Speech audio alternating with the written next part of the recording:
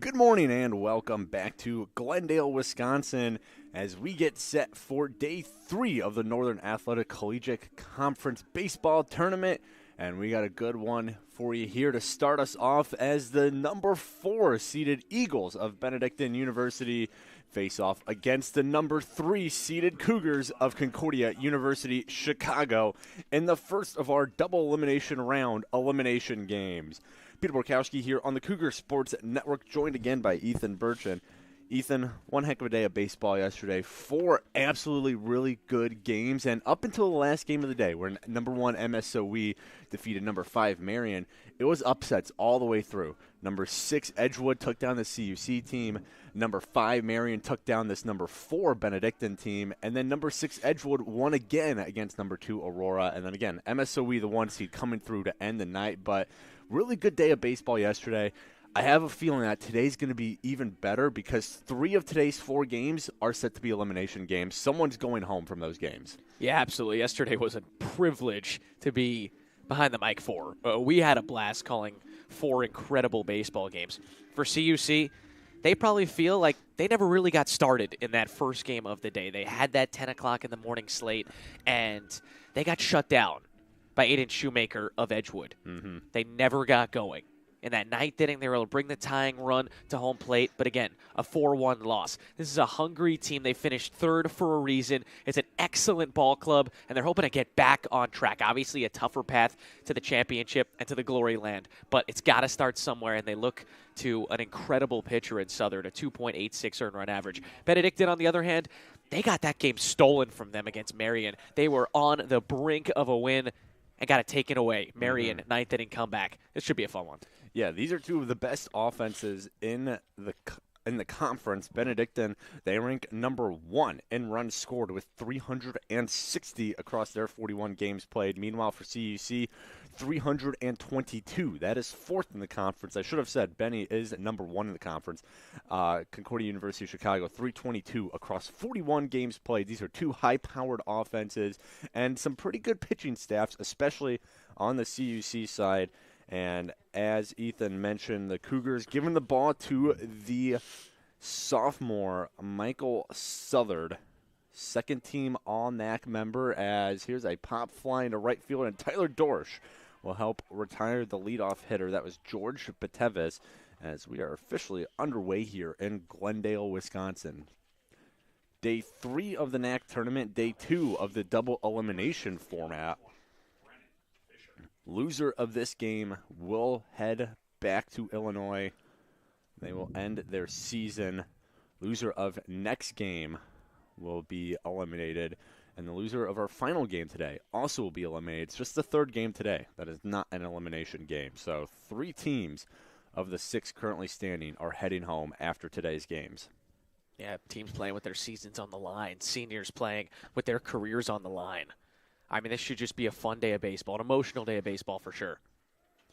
So up to the plate now is the first baseman, Brennan Fisher, senior out of Westchester, Illinois. As the 1-1 from the second-team All-NACC member, Southard is roped into right field. That's going to touch down for a base knock. Brennan Fisher is officially on board, a 1-out single. And we have our first base runner of the game, first base runner of the day as well. Souther's been a superstar this year, a 2.86 ERA across 34 2/3. There's only one blemish in his statistics here, and it's a start against MSOE, the top seed here in the conference. He allowed 5 earned runs. Outside of that, he did not allow more than 2 runs in any outing.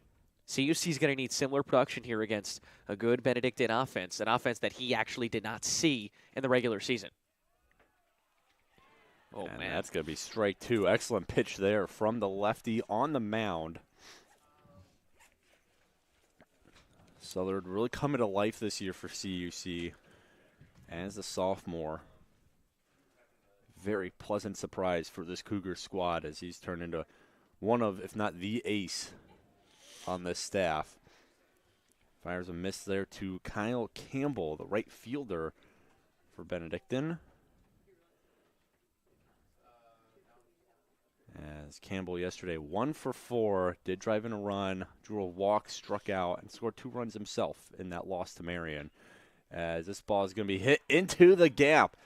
That's going to be 2 possibly for Campbell. He's going to put on the brakes, in fact, but going all the way over to third was was Brendan Fisher. Excellent job by Eli Hickman out in center field to cut that ball off. That had double written on it for Campbell. However, he's got to stop at first, but it puts runners in the corners, just 1 out here, and brings up the cleanup man, Nick Castrovillari. Yeah, that's just a hanging breaking ball there from Southard. That's a 2-strike pitch. He has got to finish on that pitch and whip it more outside. It just caught too much plate. It's a hanger and a mistake on 2 strikes. Nice pitch there. Finds its way home for a strike. Castrovillari, the third baseman for Benedictine. 2 for 2 yesterday with 3 RBIs. Only Eagle to have more than 1 in that loss to Marion. Drew 2 walks as well. As he's going to fly this one to left field. Chasing after is Buckley. Makes the grab as his hat flies off. But having more than enough time to tag up and score is Brendan Fisher. And thanks to the sac fly from Castrovillari, the Eagles, they strike first here. That's a great catch out there in left. Buckley has to go a long way. That's a full-on sprint to that ball to take extra bases off the table there for Benedictine. But, hey, that's 3 hard-hit baseballs in a row. Not a good sign for the southpaw here. But still, you pitch away from working out of this inning, and you take just 1 run on the board given the circumstances.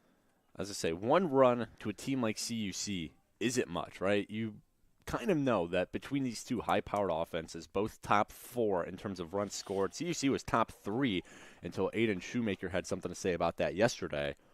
You know that as long as they actually put up the numbers they're supposed to, there are going to be a lot of runs scored this game. Benedictine, they scored 7 yesterday despite the loss to Marion. CUC, however, still looking to find that offensive spark. Maybe this will start something. Southern strikes out.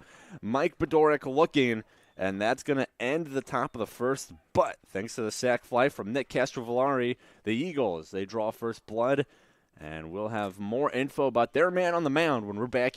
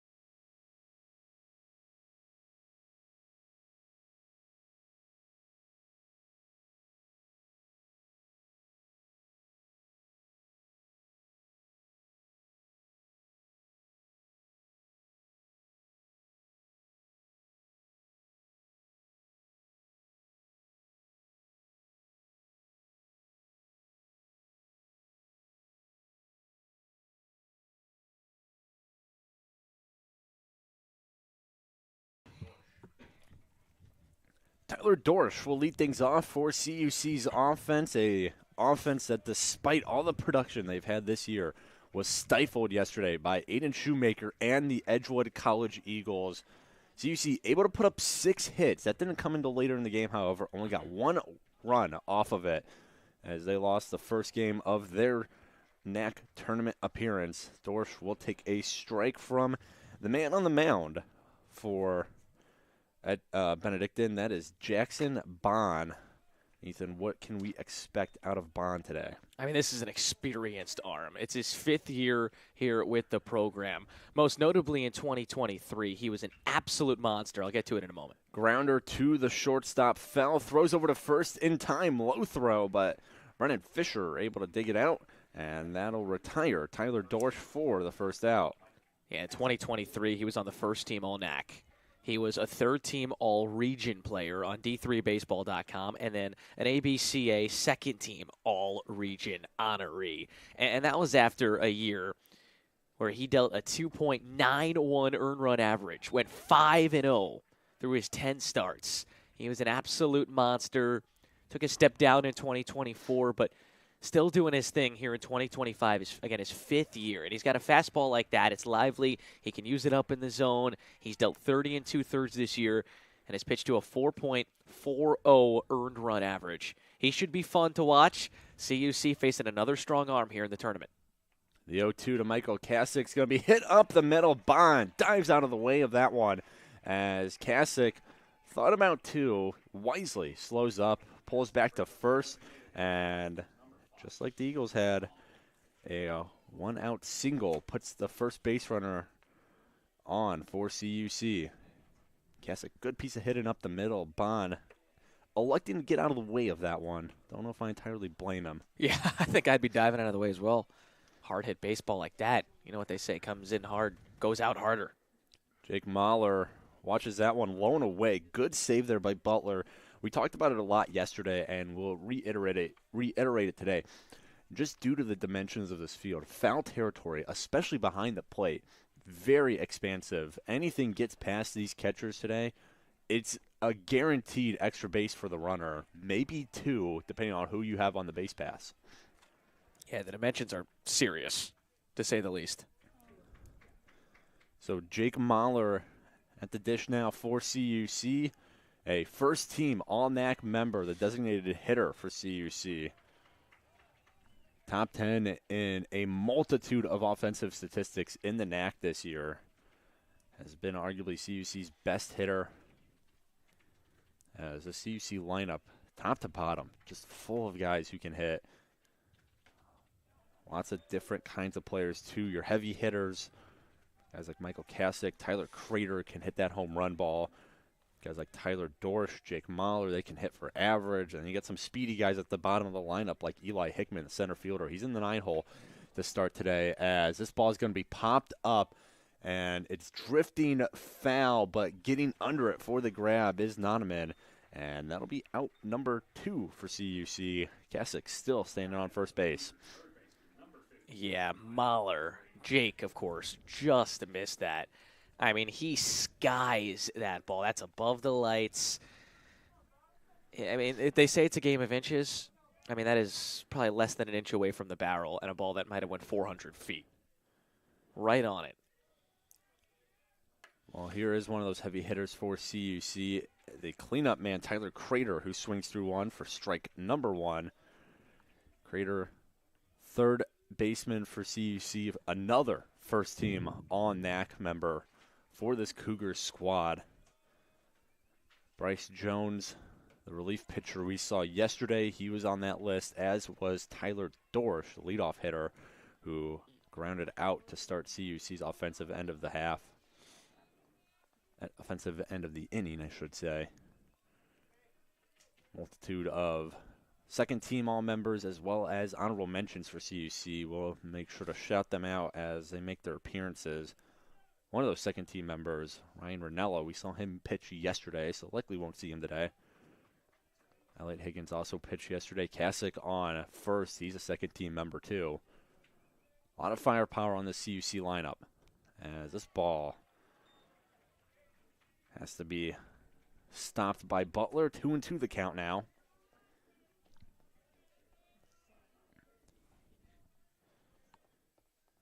Bond looking to get out of the inning clean despite the one-out single from Kasic.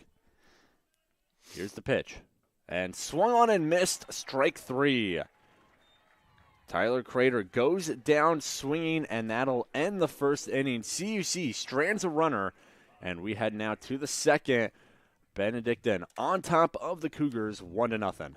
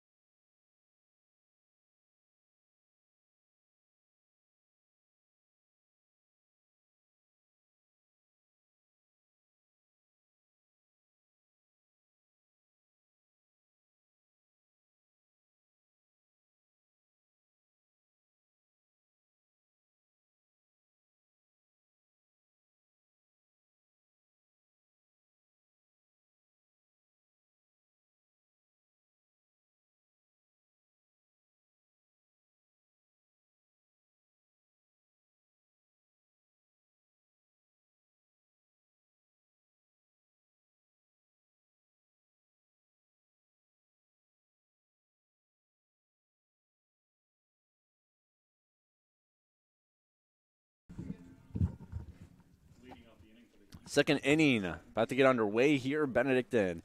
They'll send Matt Santarelli, Justin Noneman, and Kevin Butler to the plate, the 3 guaranteed batters for this half from the Eagles squad. As Michael Southard back on the mound.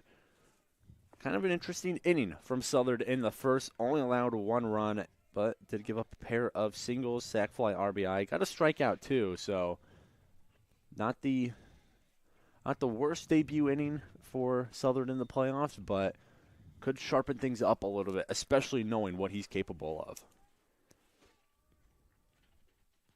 The 1-1.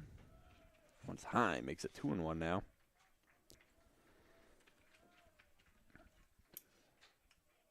And this is the first of our elimination games in the double elimination round, as this ball misses inside 3-1 now. Loser of this game will head back home.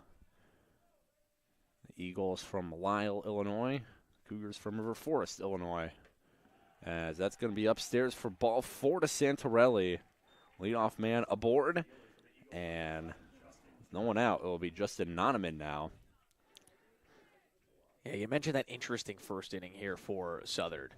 Again, 3 really hard-hit baseballs. 2 of them went down, 1 of them got caught. This is a big inning for him to try to rebound and execute his pitches a little bit better, find his spots. Obviously not a great start here. He's got a great move.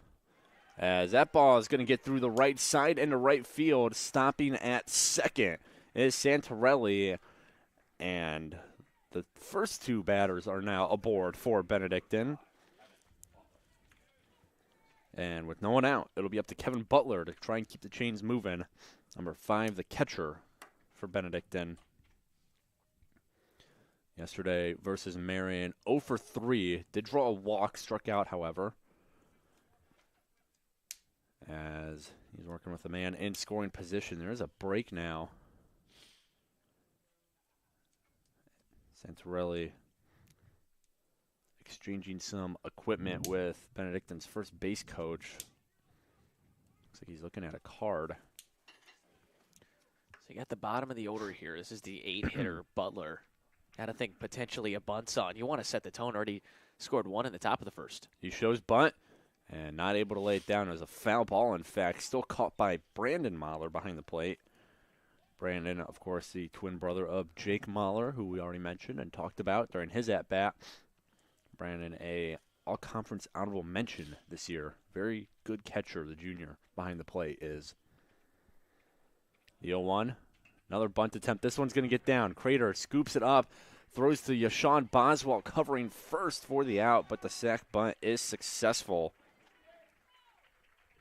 As Butler moves both runners in a scoring position now, and with just 1 out, it'll be up to the 9-hole hitter. Try and make something happen. That is Zach Fell, the shortstop. Fell yesterday versus Marion. 1 for 3, came around the bases to score a run, also drew a walk. As the righty goes up against the lefty Southard. Got a big RBI opportunity here. Put something in play, likely going to score a run as he faces strike 1. Yeah, that was a great bunt by Butler. The third baseman there, Crater, hopes to hold up thinking the pitcher can come off the mound and get the lead runner. But that bunt went right at him, so he knows, hey, there's no shot we're getting the out at third. This is my job to go get that ball and make sure that Butler is thrown out. It's a good pickup and a perfect throw on the run, a nice play. Big pitch here for Southern, ahead 0-2. The 2-strike pitch from the lefty is going to be fouled off by Fell. Had to reach down and away for that one. Able to just get a piece of it. So he stays alive for at least another pitch. That one had disaster written all over it, the way CUC was stationed far off first. Little dribbler down the first base line. Luckily, it was foul. The 0-2. This one almost the same spot. Looked like the same spot, honestly. You could tell. I mean, he's just trying to waste that pitch. Southern, and those are defensive swings from Fell. But the way CUC is lined up is that anything down that line is scoring too easily, and it's most likely an extra base hit. Yeah, Fell very much in defensive mode here. Trying to stay alive, just put something in play, hopefully score a run. Here's the 0-2. Just misses. Looked like a good pitch, a little high though. 1-2. Good job by Phil to lay off that one. You got the conference leader in home runs in the on-deck circle. Southern needs this out right now. He already retired him once. The 1-2. Fouled off. We'll keep going. Good fight here from the 9-hole hitter. Yeah, scrappy stuff here from the 9-hole hitter. What is that, 4 foul balls already in this AB? He's just wasting everything Southern has. Dig deep here. What do you get? What do you got? Here's the offering, and no call from the home plate umpire. Brandon Mahler tried his best to steal that one. Talking about digging deep. He just changed his arm slot. Went full 3/4 there. It's a good pitch. Just didn't get the call. Here's the 2-2. This one popped up, shallow right, and it's going to drop in. That'll score a run as coming in it is Santorelli. And a beautiful bloop single from Zach Fell, just out of reach of Michael Kasich, who was running back. And Benedictine, they strike again. They take a 2-0 lead over CUC. Man, you just fight, and you fight again. You put the ball in play, good things happen. And that is exactly what just happened for Zach Fell. What a frustrating at-bat for Southern. You thought you had the put-away pitch multiple times.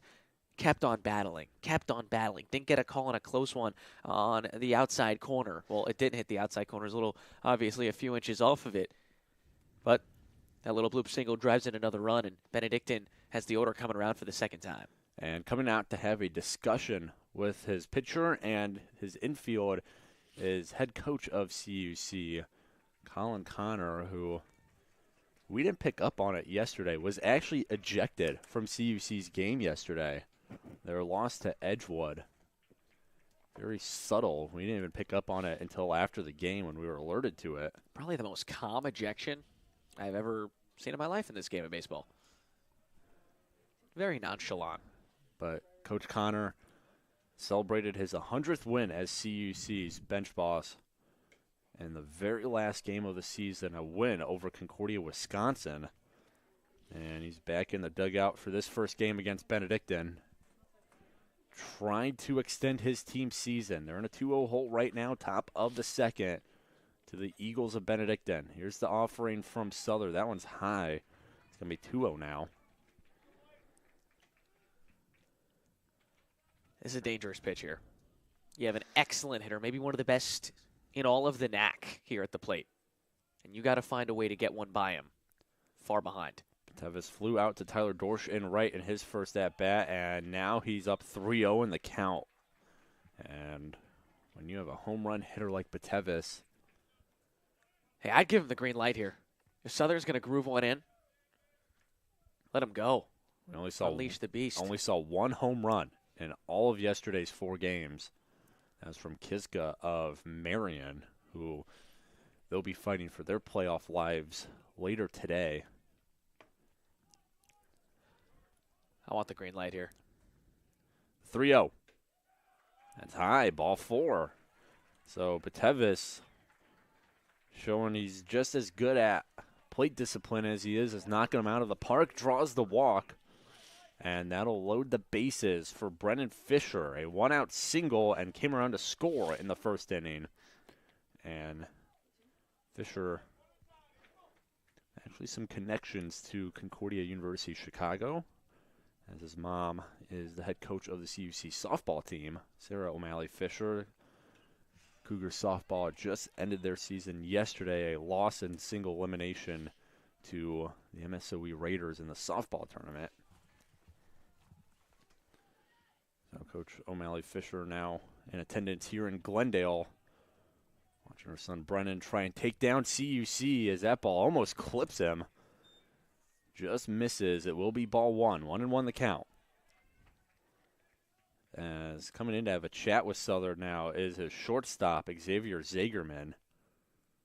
Trying to calm him down a little bit. After the 4-pitch walk to Batevis and almost hitting Fisher there.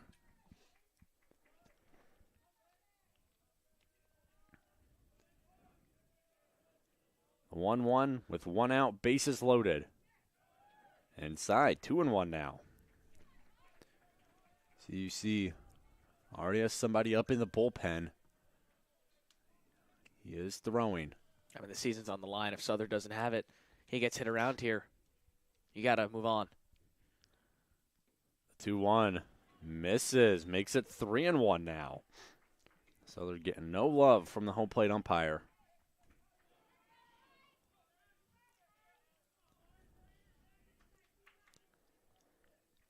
Dangerous pitch here. 3-1. This ball popped up into center. Eli Hickman comes in, makes the grab. There will be a play at the plate. The throw is cut off by Kasich. Instead, he goes to third, and he is out. Good cutoff there by Kasich.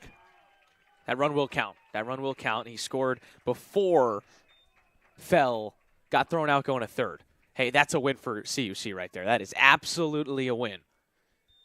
So the sac fly from Brennan Fisher drives in Benedictine's third run of the day, but the cutoff and the throw out at third from Kasich will end the inning. Benue, they take a 3-0 lead into the bottom of the second. CUC looking to get this offense going. It's been a struggle all tournament long. We'll see what they do when we're back here on the Cougars Sports Network.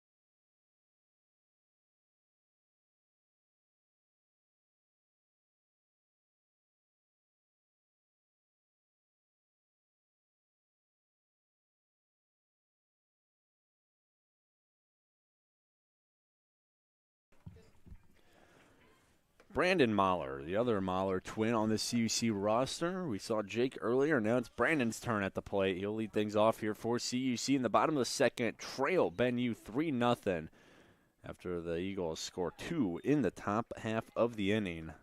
CUC's offense looking to get something done here. They have scored just 1 run in 10 innings of action this NACC tournament for an offense that was so high-powered all season long. Struggle to put it together here when it matters most. Bond back on the mound. Nice first inning as he gets Mahler to swing at that one low. Bond faced just 4 batters in the first inning. Only base runner was Michael Kasich, who reached on a single. The 1-2. Mahler fouls that one straight back, going towards us. We'll stay at 1-2. Mahler yesterday versus Edgewood. 1 for 4 with an RBI. Drove in CUC's only run of the day. This ball inside makes it 2-2.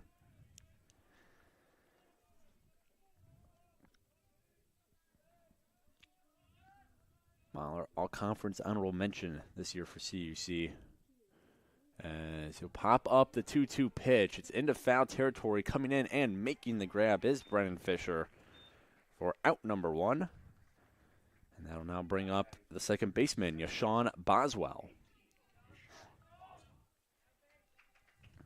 Boswell 0 in yesterday's game against Edgewood. Had 3 at-bats. Did draw 1 walk, but struck out twice.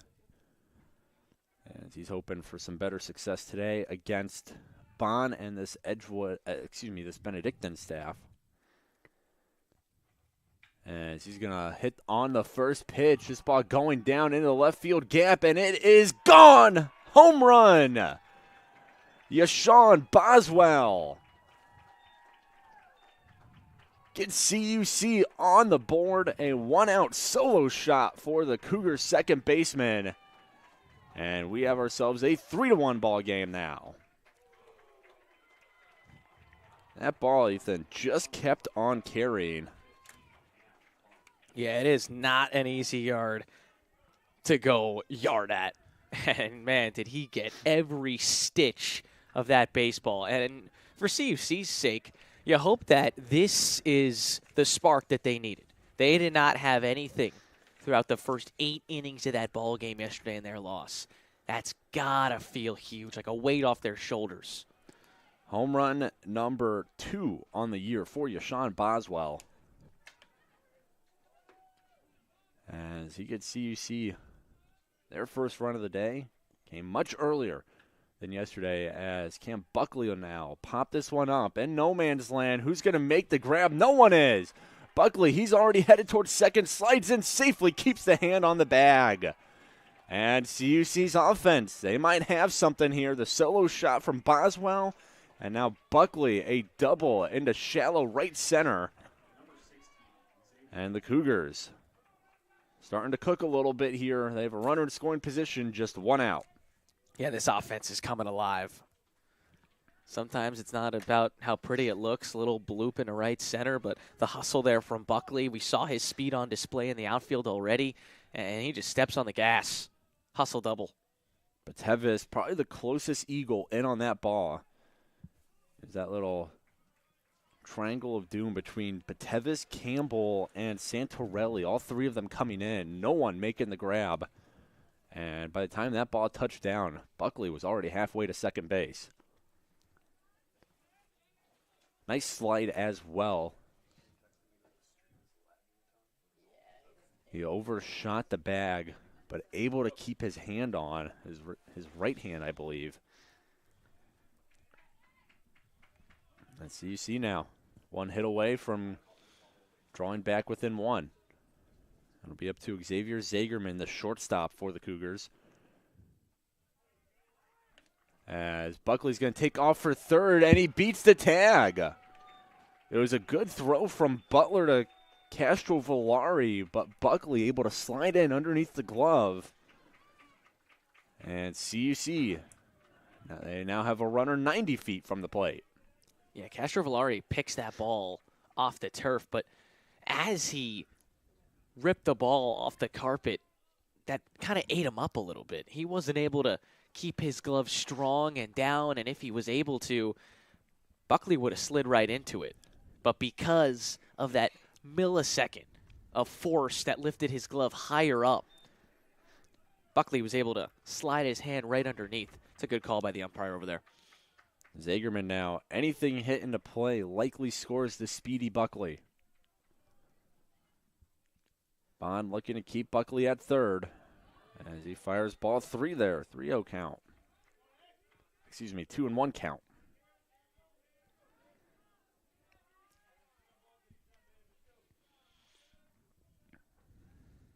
Two-one on Zagerman. And Zagerman flies this one out to center. Making the grab is Batevis, and coming in to score is Buckley with ease. CUC, sac fly from Zagerman, and the Cougars back within 1 now, 3-2 ball game. This is what you needed. This is what this offense needed. This is what this team needed. They needed to prove to themselves that, hey, we can do this thing. We've done it all year. We've produced runs like it's nothing. We're one of the best offensive teams here this weekend. Now we just got to break through. And they finally have been able to do that. It's a 1-run game, but this is a new game.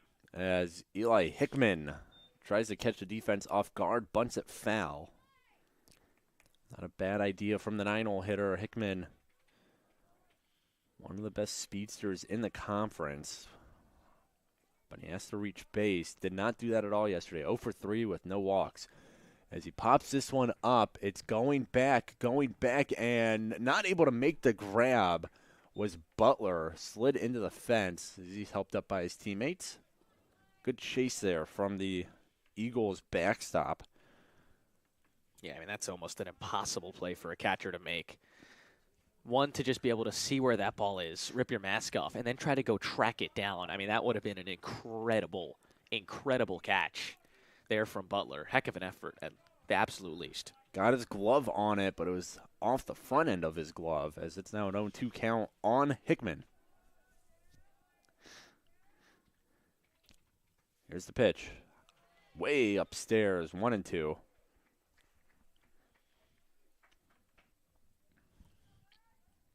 Cougars trying to prolong this inning. 2 outs on the board, 1 strike away, Bonnes, as we'll have to wait a little longer. 2-2 now after that miss.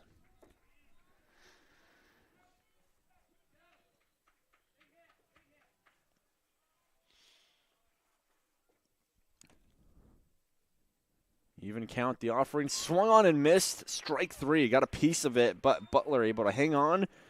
And that'll be out, number 3. But CUC, thanks to the solo shot from Yashawn Boswell, as well as the sac fly from Xavier Zagerman and some nice base running by Cam Buckley, they take 2 out of the inning, and they're back within 1. Benue up 3-2, as we're going to have a new arm on the mound for the Cougars. We'll have more info on him when we're back here on the Cougars Sports Network.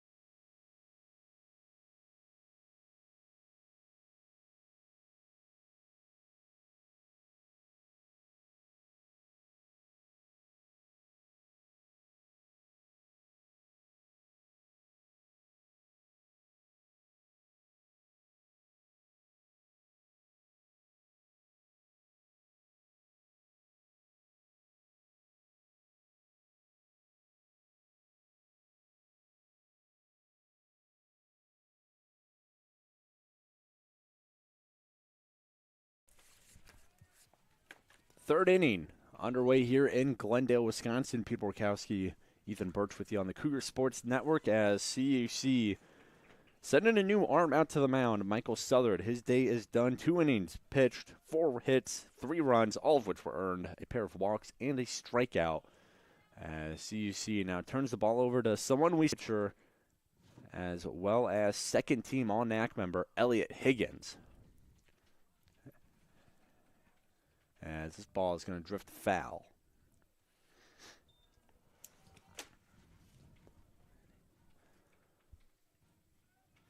Higgins appeared yesterday versus Edgewood.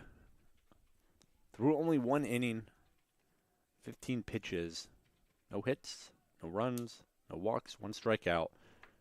As the second-team relief pitcher gives up a base hit down the right field line. Campbell, he's going to go 2 on that one as he slows up heading into the bag. And a leadoff double for Kyle Campbell. And he's all over that one. Little top spinner down the right field line. And that's extra bases down the line and into that corner. Tell you, Dorsch does a nice job getting on his high horse, catching up to that ball before Campbell can think about anything more than just a double. But, hey, CUC just got back into this game. It's up to Higgins here. They went to this righty for a reason. Keep them in this game. Still a ton of baseball to go, but momentum really up in the air. And he just gets bailed out there. That's a bad throw over to second. It knocks off Campbell. Campbell slides in safely. Takes a little bit of punishment on his way in from the ball, but he'll continue to stand at second. Higgins, appearance number 17 on the year, a .230 ERA. Struck out 30, has walked 8, as he issues a strike there to Castro Villari, who hit into a sac fly in the first inning to score Benue's only run in that inning, as he fouls this one down the third baseline. 0-2 count now on the Benue third baseman. He'll be followed up by Mike Bedoric. Man, Santorelli in the hole if Benue able to keep 3 outs off the board. As this ball bounces away from Mahler. Good recovery there from the junior backstop. As thinking about taking third was Campbell, but he will jump back to second. 1-2 count now on Castro Villari.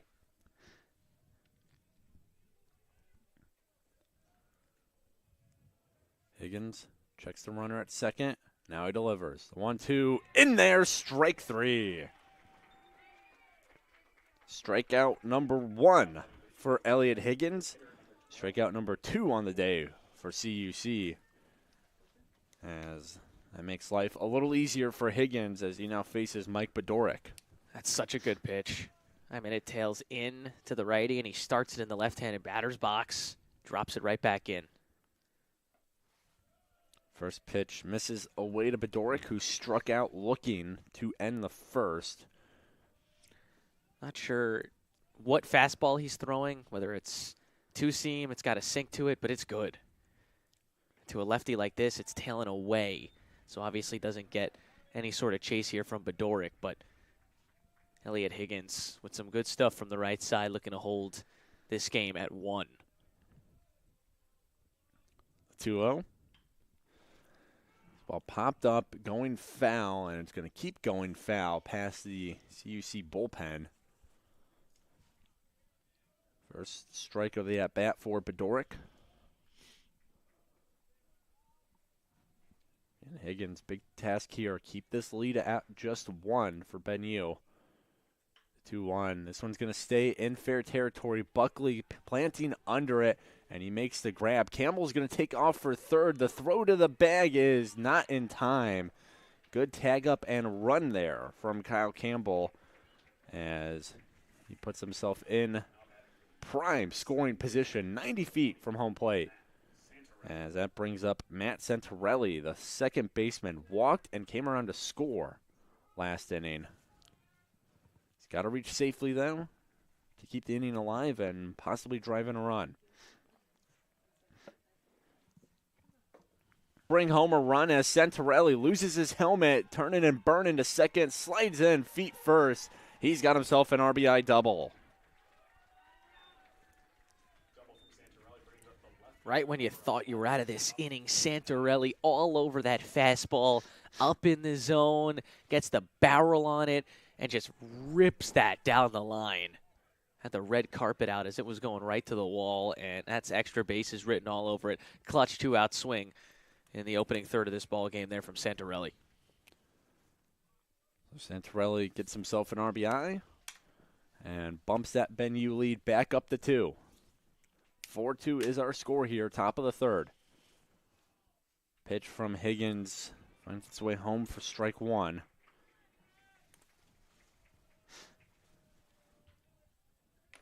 So just as CUC's offense starts to put something together, Benedictine strikes back with a run back. As now in an 0-2 hole is Justin Noneman. A single and a run scored in the second.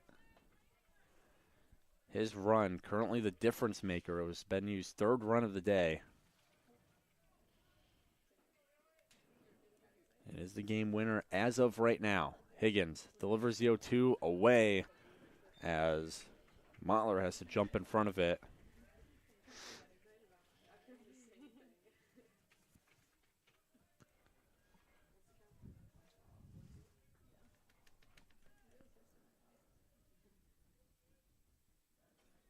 Higgins checks Santorelli at second before delivering the 1-2. This one lifted into left. Going back as Buckley makes the grab. And that'll do it for the top of the third. But the 4-seeded Eagles, they grab a run back. Their lead back up to 2. 4-2 is our score as we head to the bottom half of the third. You're watching the Cougars Sports Network.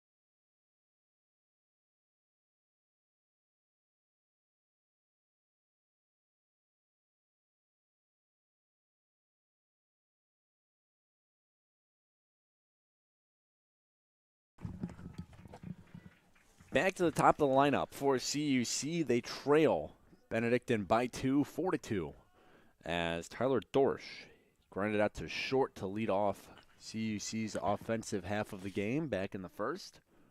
Looking for some better success here as he's going to take that ball for a strike. Tyler Dorsch, first team all-conference member, has been struggling in this NACC tourney so far, as he was 0 for 3 yesterday with a walk, and he's 0 for 1 today, and now in an 0-2 hole to Bond, who tale of 2 innings so far. 4 batters faced, 1 base run in the first, and then let up a home run and another run in the second. So see what version of Bond we get here in the third now, as he's protecting a 2-run lead. Yeah, he's going to really look to settle in right now. Big inning for him. Set the tone. The 1-2 fouled off barely by Dorsch. He'll stay alive. And on the other hand, I mean, there's been a lot of scoring going on. Benue has scored in every inning. Can CUC's offense keep up with them against this tough righty? Dorsch just gets a piece of it. Stays alive. Bond making the senior right fielder work at the plate. Here's the 1-2. Dorsch will hit this one through the left side. Tyler Dorsch, first hit of the NACC tournament, and it is a leadoff single for the CUC right fielder. And with 1 on, no one out, it'll now be Michael Kasich. He had a single right up the gut in the first inning. That's a tone-setting swing right there.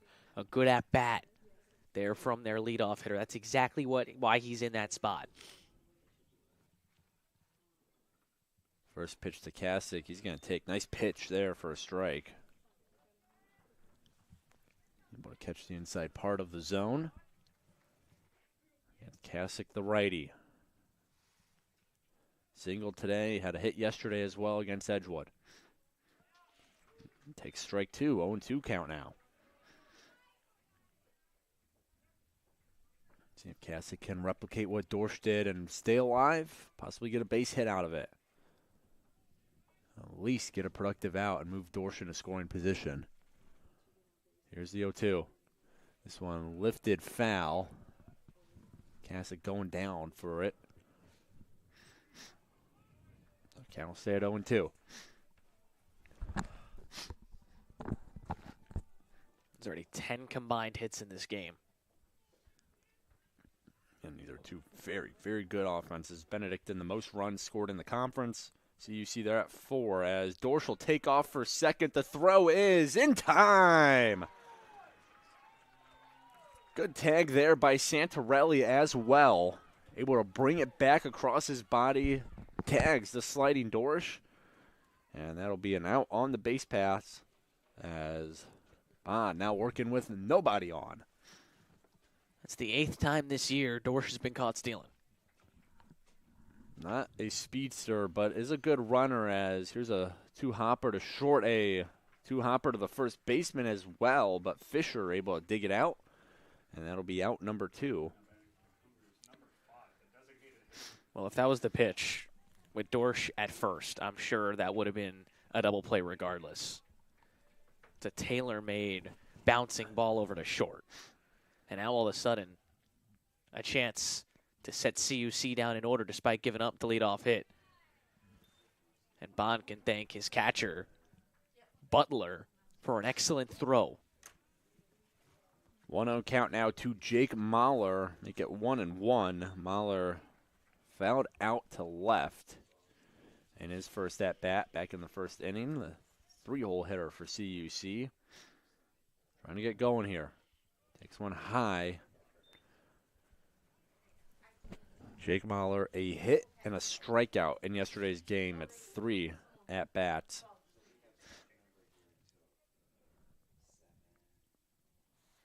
He's also a hit by pitch, if my memory serves me right. As then we get a pause here.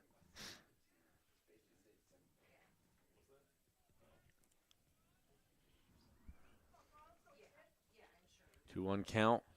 Bond to Jake Mahler. Mahler swings at it, catches a piece. 2-2 the count.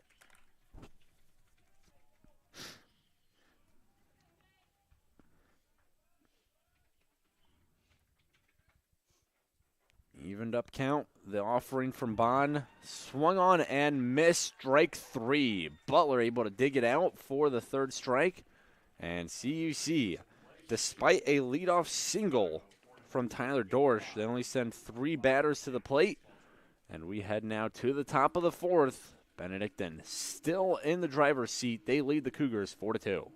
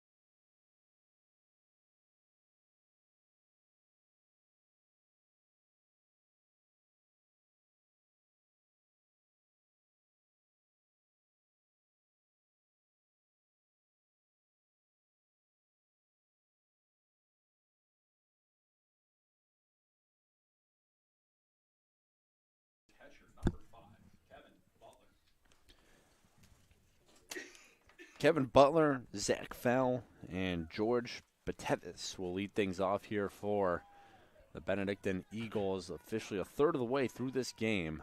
Top of the 4th.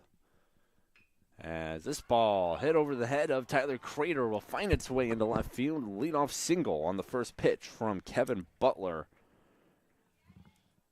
As the Eagles offense continues to put quality at-bats together. I mean, they have been so good offensively in this game. They've scored in every inning so far. That's their 7th hit of the ball game. And it's up and down, 1 through 9. Everybody has been in on the fun. I mean, after Fell, they're about to go through their order for the 3rd time, and we're in the 4th inning. Quality swings, quality ABs, and a lot of line drives. CUC pitching has to find a way to slow this offense down because they've been a freight train so far. And despite the loss yesterday to Marion, Benedictine still put 7 runs up on the board. That is not a number to scoff at. Most of the times you figure that'll win you a game. However, Marion just that much better with their 8 runs. As it's a 1-0 count now to Fell. Hit a single in his first at-bat back in the opening inning. Ball bounces away. Mahler sees it the whole way, though, so Butler, he'll have to stay at first.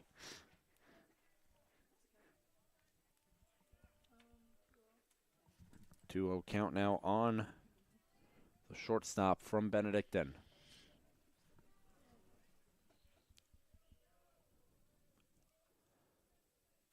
Higgins going to try to pick off move. Kasich wasn't even on the bag. 2-0 count. CUC wearing their maroon jerseys with yellow striping and numbering. And their pinstripe pants, which they wore yesterday as well.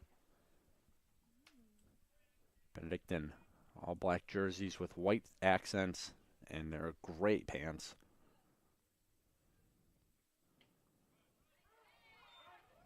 Between these two storied NACC rivals, Benedictine, they lead the all-time series, 54 wins to CUC's 39. They split the season series in River Forest this year. CUC took game 1 3-0. Benedictine came back, won game 2 7-6. As A lot of heat between these two squads, two of the closest schools, but in proximity in the entire conference. Lisle, Illinois, home of the Eagles, about 20 to 30 minutes away from River Forest, home of the Cougars, as this ball is going to be looped into Dorsch. The throw to first is off the bag. It gets away from Cassett, but good backup there by Brandon Mahler. That'll force Butler to stay on the bag. Yeah, they catch a break there. They send Butler on 3-2, and Fell hits a line drive right at the right fielder, Dorsch. It's a good job by Butler. It's not an easy thing to do when you're stealing a bag to also identify where the baseball is. You got to think that the coaching staff helped out, saying, get back, get back, get back. And he's able to do it before he gets into any sort of slide. Throw was just high from Dorsch. First pitch to George Batevis is away. Batevis 0 for 1. Flew out in the first and then drew a walk in the second. Both of those were against Southern, so has not seen Higgins until this at-bat. The 1-0 going to be a pickoff attempt over to first. Butler back in safely.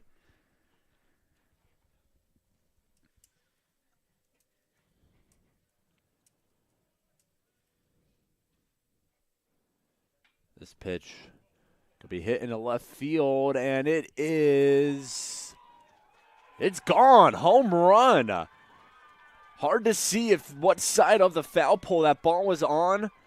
Umpire single for Batevis to touch them all, and the NACC home run leader shows why. Just hooks that one fair, and Benedictine, they grab another 2 runs. It is 6-2. Yeah, Batevis got a lot of that breaking ball. It was low. It was right around the knees. And he just hooks that off the corner, dings it off the pole. And it's going to chase Higgins out of this ball game. This red-hot Benedictine offense just rolling here in an elimination game. So Elliot Higgins, his day is done. CUC, they'll have to bring in a new arm, as they're looking to stop the bleeding through 3 1/3. Benedictine has put 6 runs up on the board as well as 8 hits. And CUC now going to turn the ball over again. We'll see who they bring out when we're back here on the Cougar Sports Network in just a second.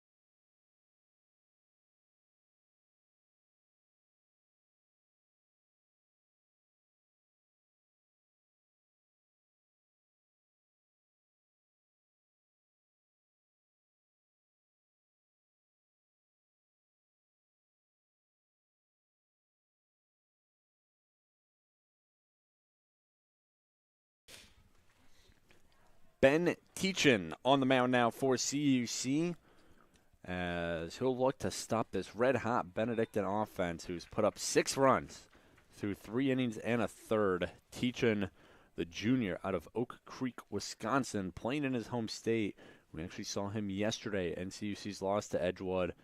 Through 1 inning, gave up a hit, walked 1, struck out 1 across 17 total pitches. So it'll be on him now to try and keep CUC at least within 4. I mean, they absolutely need someone to put out the fire. That's a good start there. 3-pitch strikeout to Brennan Fisher. He goes down looking, and that'll be out number 2 on the inning, as it'll bring up Kyle Campbell. Campbell 2 for 2, halfway to a cycle, a single and a double. See if he can keep adding on here. Lays off that one for a strike. CUC again, not even 4 full innings into this game, already on pitcher number 3, as that ball fouled off but caught by Mahler for the strike. Work quick. Get out of this inning. Get the bat swinging. It's still a 4-run game. That's it. The 0-2 popped up. Hickman and Buckley converging. It'll be Buckley's ball, and it'll be Buckley's out. So CUC, 2 quick outs from Ben Teachin coming in to relieve Higgins. But Benedictine, they strike again, a 2-run bomb from the home run leader in the conference, George Batevis. That makes it a 6-2 ball game as we head to the bottom half of the 4th.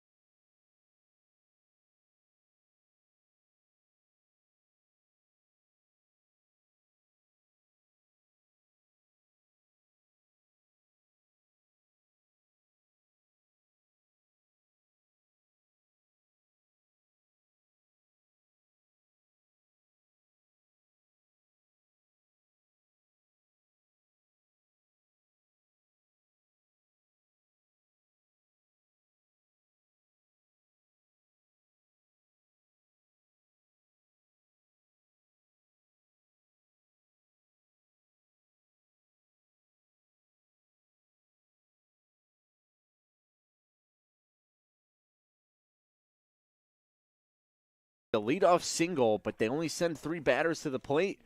We head now to the 5th inning. Benedictine, can they keep at it on?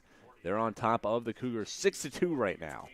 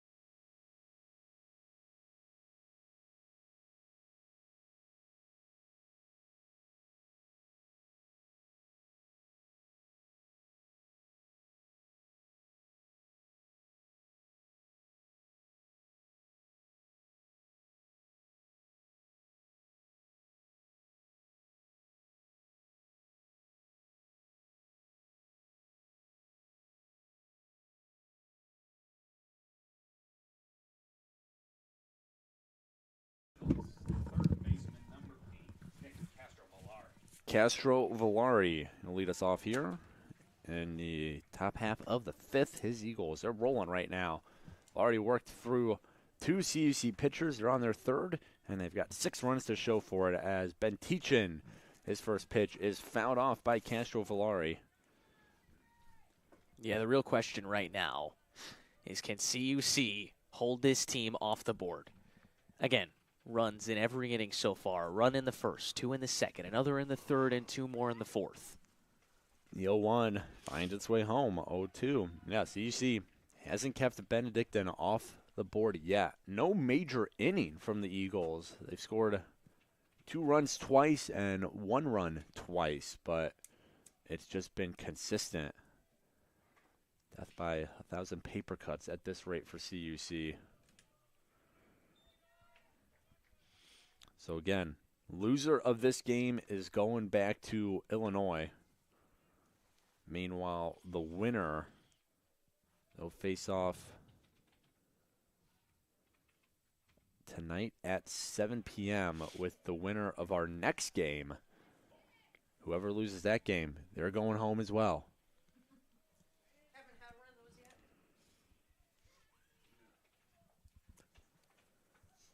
Teaching ready, the 2-2. Upstairs, ball 3. Yeah, Teaching came in the 4th inning, faced Fisher and Campbell, the 2 and 3 hitters. Struck Fisher out and got Campbell to fly out. They need him to bridge them through the middle part of this game. They need him to eat some innings here.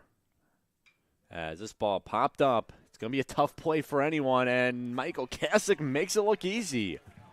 Kasich running backwards down the right field line, falls into his glove, and that'll be out number 1.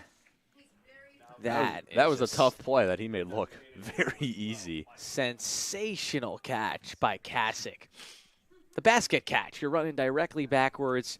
You stick out your glove, tracking, drops right in the basket. Good play there by the senior first baseman out of Arizona. And, you know, I think the great thing about Kasich, he got to CUC the same time I did, and he came in as a pitcher. He was originally recruited as an arm for the CUC team. Never really found a spot there, so they converted him to a first baseman. And not only is he a good first baseman like we see there, he's a really good hitter too. So it's all about finding your role on this team. And it was really a joy being able to see his progression from coming into a pitcher to turning into one of the best hitters in the conference.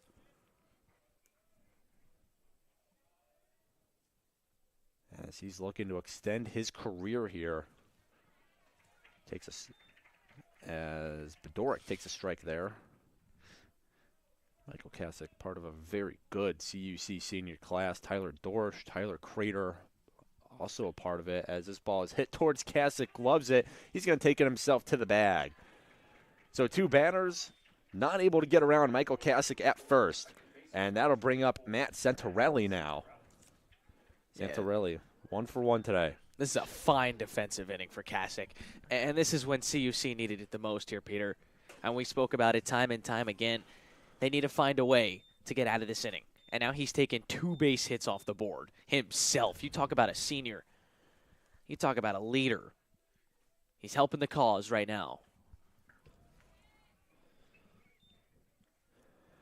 Again, Santorelli, 1 for 1. An RBI double in the third. Drew a walk. Came home to score back in the second. Pardon me. As 0-1 in there, makes it 0-2. Teachin, he's feeling it right now. He's looked good so far in his outing. Again, CUC, they need some innings out of him as he's already the 3rd pitcher they've used today. And they used 5 yesterday against Edgewood. 2 of those 5, Higgins and Teachin, we've already seen again today. Again, that's going to be a storyline to follow as we get deeper and deeper into this tournament is what do coaches do with their arms? Guys we saw just the day before, probably going to have to go out there and throw again. Especially these middle inning relievers like Teachin. He didn't throw much yesterday. Just 17 pitches for Teachin. As he misses there, fills up the count, 3-2. So you see a couple guys standing in the bullpen, no one throwing. As they want to ride Teachin and his arm for as long as they can as a foul off there from Santorelli. The second baseman, we saw him enter yesterday's game as a pinch runner for Tommy Juicy Jr., and then after he pinch ran, just stayed in the game.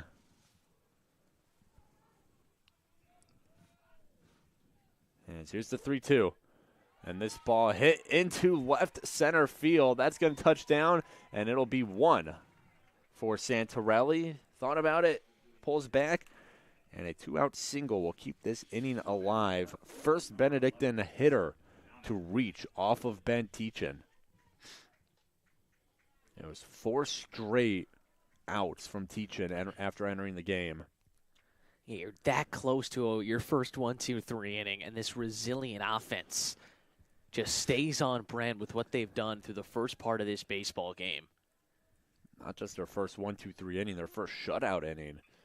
As Benedictine through 4 innings, 1 run, 2 runs, 1 run, and 2 runs again.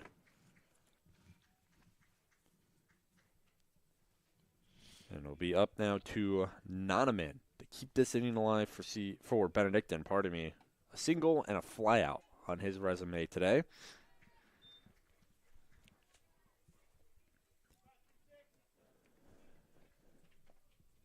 Some motion in the CUC bullpen, guys starting to stretch. No one out in the Benedictine bullpen as, other than the second inning, Bond has been really good for Coach Adams and his squad.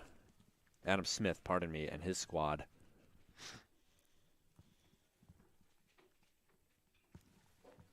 The 1-0. Gets back in there for a strike. 1-1 now.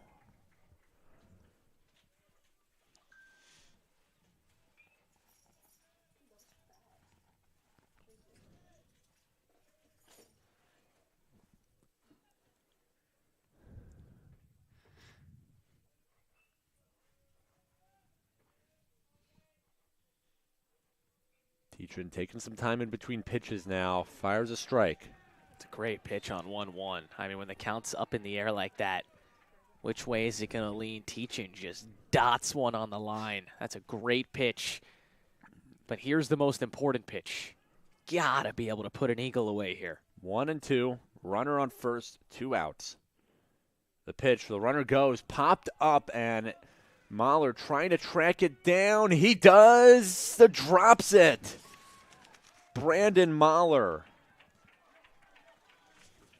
Oh, so close to ending the inning. He had it. It bounced off of his glove. He tried to catch it against his body. Popped out, and then he went head over heels trying to keep control. Just not able to reel it in. And by the skin of his teeth, Justin Nooneman heads back to the batter's box. I think he almost overran that ball. He was running at it so hard. I mean, that's 100% effort there from Brandon Mahler.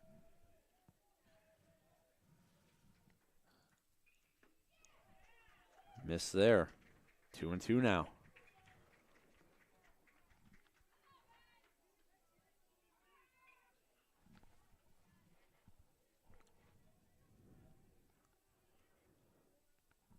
Good fight here from Anonymous. Pickoff move. Unsuccessful. You know, you always wonder about pickoff moves when there are 2 outs on the board. Maybe it's just a chance to kind of recollect yourself, but you might want to be more focused on just getting the batter out.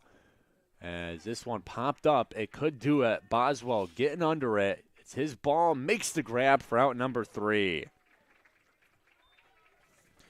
So the Eagles, for the first time this game, do not score a run in an inning. Benedictine, he's faced 6 Eagles so far. He's sent down 5 of them. See if CUC can turn this defense to offense when we're back here and head to the bottom of the 5th on the Cougars Sports Network.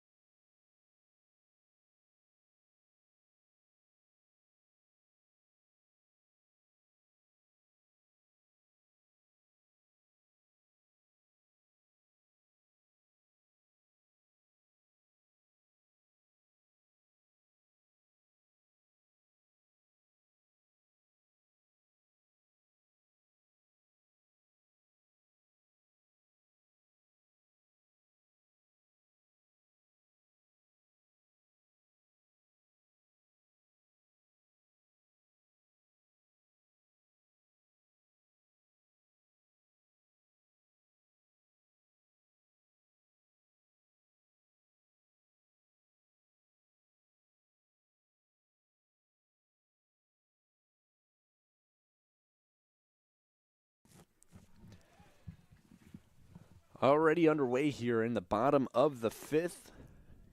CUC turns now to Cam Buckley at the plate. He'll be followed up by Xavier Zagerman and Eli Hickman. The bottom 3 of this lineup as Buckley, that ball skips off the glove of Fisher to throw to first, not in time. Good backup there by Santarelli, but Benedictine unable to get the speedster Buckley. And CUC, they'll lead off the inning with a base runner. Yeah, that's impressive, Ethan, that I think if you have anyone slower than Cam Buckley running to first, I think there's a good chance they still get him out there. Yeah. That was a really good backup by Santarelli. Santarelli's got some awesome quickness and explosiveness. I mean, you see it when he swings and hits a baseball out of the box, but right there, heck of an effort. Just no reward. And here is the door open for CUC. You haven't been able to crack the code of Jackson Bond since the 2nd inning. This is the 3rd inning in a row with a leadoff hitter on. Gotta make something of it. Gotta chip away at this 4-run deficit. Ruled an error on Fisher. Here's an absolute liner to left, but right into the glove of Nonaman. Good coverage there by the Benedictine left fielder. That was a hard hit ball, but Nonaman got there for out number 1. And with Zagerman down, it'll now be Eli Hickman, the 9-hole hitter, to try and move Buckley over. Isn't that funny how this game works out? Buckley hits a rollover shot and gets aboard, and then Zagerman hits a screaming line drive, and he gets out. This ball squirts away from Butler. Easily taking second is Zagerman. As you see now, runner in scoring position, and with Buckley's speed, Hickman puts anything past the infield, it's likely bringing home a run.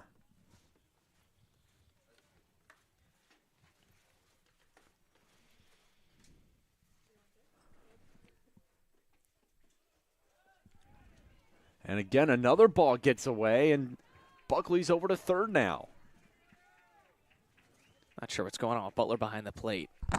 First one was most likely a wild pitch. That one's a straight pass ball. I mean, he just blatantly dropped that breaking ball. And now all of a sudden contact brings in a run. You talk about chipping away. Well, here's your opportunity for CUC. Hickman's got to put this ball in play. Checks his swing. Good check there. Takes a ball. Yeah, couple of pass balls now. And the scorebook moves Buckley over to third as Hickman working with a 3-0 count. Next offering in there for a strike. Well, obviously Hickman would love to bring Buckley home. Just getting on base here would be huge. Two of your quickest speedsters. Probably the two quickest runners on this team, period.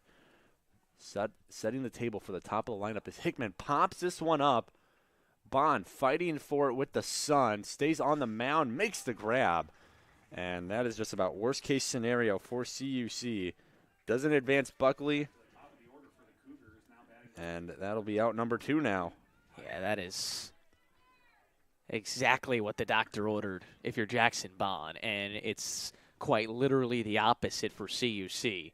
A pop-out or a strikeout was the only two things you could not have had happen in that situation. Now it's up to the leadoff hitter, Dorsch. Got to drive in a run. Dorsch takes a strike. Has to reach safely.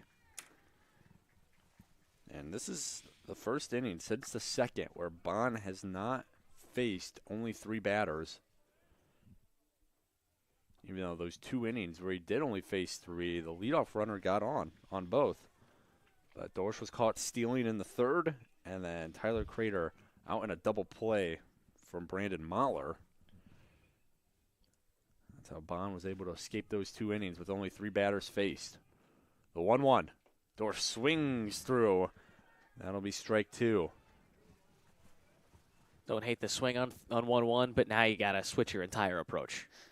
And Dorsch can do that. He is a smart hitter. He's got power, but he's also very good in the contact game.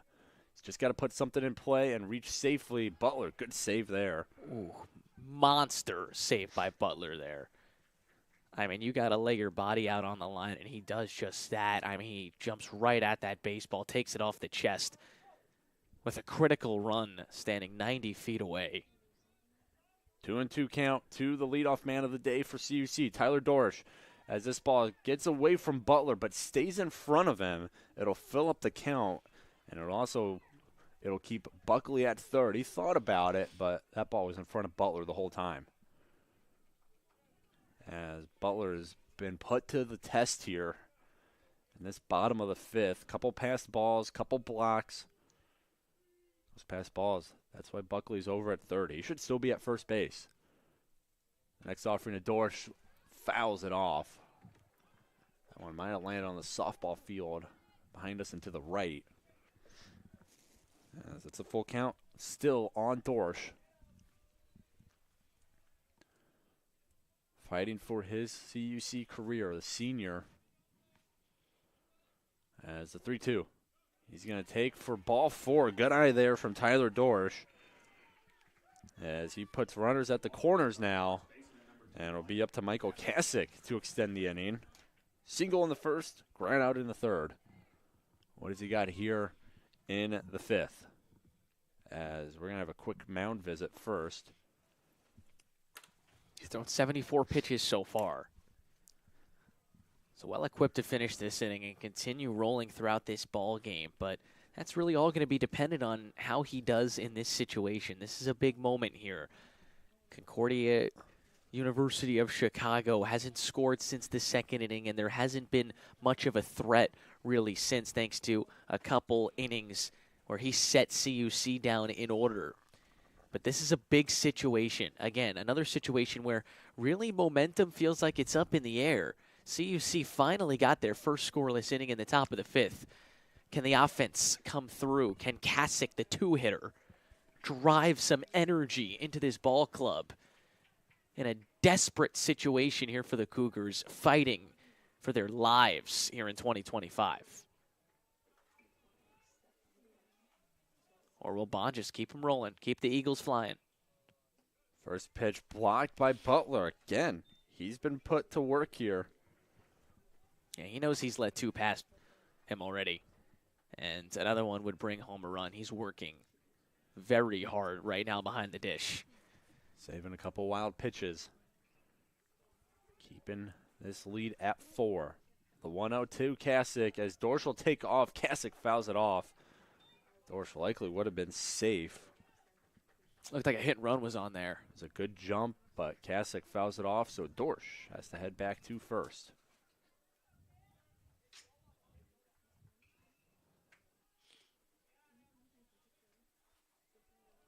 One count now.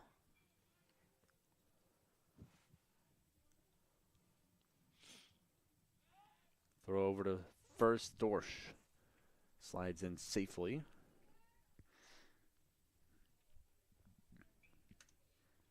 More of just a check than an attempt to get him out. They don't want to put 2 runners in scoring position here with a really good hitter at the plate in Michael CUC. As Dorsch takes off again, CUC lays off. They're just going to let him take second. Perfect pitch to run on. Breaking ball. It was high.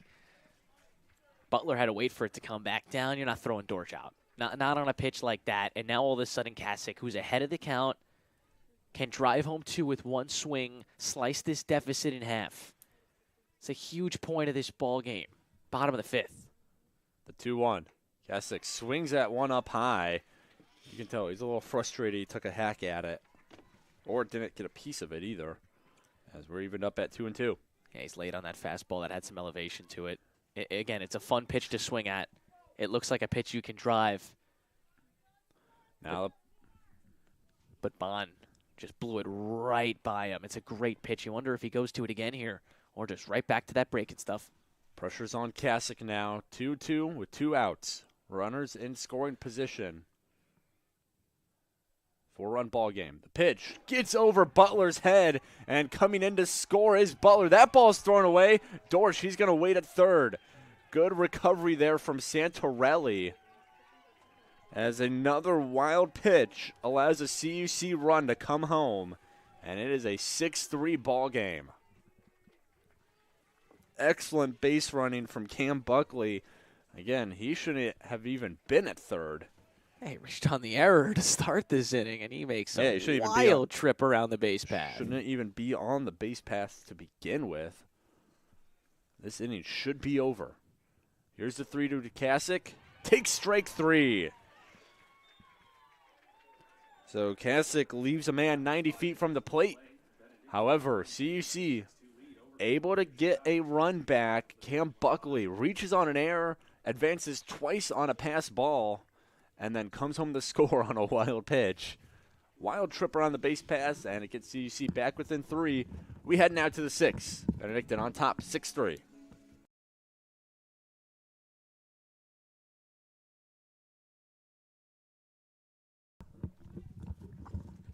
Underway here in the top of the 6th inning, and a new arm on the mound for the Cougars. That's Connor Fitzgerald, but before we get to him, we got a base hit here into left field.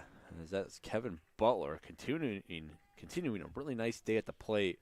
Sack bunt in the 2nd, and then a single and a run scored in the 4th. As he's aboard here, leadoff man. So Fitzgerald, he replaces Ben Teachin. Teachin 1 2/3, a hit, no runs, no walks, 1 strikeout. As Coach Connor and pitching coach Matt Smith now hand the ball over to Fitzgerald, the senior out of Chicago, Illinois.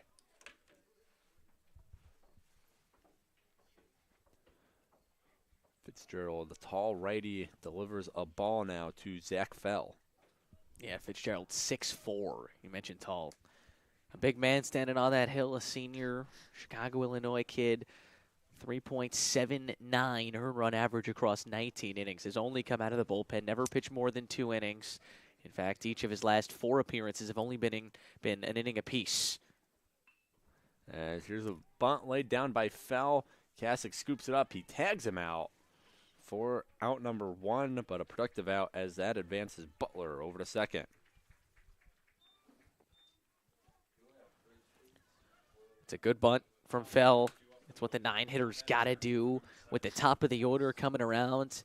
They got Bateves with a runner in scoring position. This kid went yard in his last AB. And hang on another mound visit here before a big at-bat and with one of the better hitters in the conference, the most powerful, to say the absolute least. Beteves, Fisher, Campbell. The top three in this Benedictine lineup has been incredible. They've combined for already 4 hits in this ball game, 2 of which have been extra base hits. And they have driven in 3 of the 6 runs. This is the biggest part of the game here for CUC. You're in the top of the 6th inning. We're on the verge of the back third. And he has got to find a way to get through this top 3. Keep this a 3-run game. Then you don't got to face these guys ideally until the 8th or the 9th inning. This is big on CUC pitching and Fitzgerald. Another pitcher in the game. This is their 4th arm already. Coach Connor, again, pitching coach Matt Smith, they know that their season's on the line today. They lose this game, they're done. If they win this game, they come back and win, and then they lose later today, they're done. So they're going to throw everything except the kitchen sink at these teams to try and save their season and advance to day 3 of double elimination tomorrow. Tall task for a CUC team down as Beteves absolutely hammers this one. Almost makes it into the parking lot. It'll be 0-2 now. Yeah, he saw that breaking ball on the first pitch. Let it go by. He got the exact same one, and I mean, he is so antsy to drive that baseball that he just yanks it foul. 0-2 from Fitzgerald. Takes a long look and delivers. Ball 1. Very nonchalant pitching motion from Fitzgerald. Just kind of brings the arm around, slings it to home plate. As this ball popped up, Dorsch coming over, makes the grab. Runner's got to stay at second. So good out there from Fitzgerald and Tyler Dorsch. And it'll now be Brennan Fisher. Try to keep this inning alive. Fisher so far, a single and a run scored, sack fly, RBI, and a strikeout looking. That's his resume through 3 at-bats. Trying to keep his season alive, the senior. All-conference member in the NACC as well. Mahler sets up outside. That ball comes in. Yashawn Boswell makes a nice grab. Fisher lines out to the CUC second baseman. And that'll do it for the top of the 6th. Second straight inning. CUC's kept the Eagles off the board. And we head now to the bottom half of the 6th. The Cougars looking to keep clawing back. They are down 6-3 here in Glendale.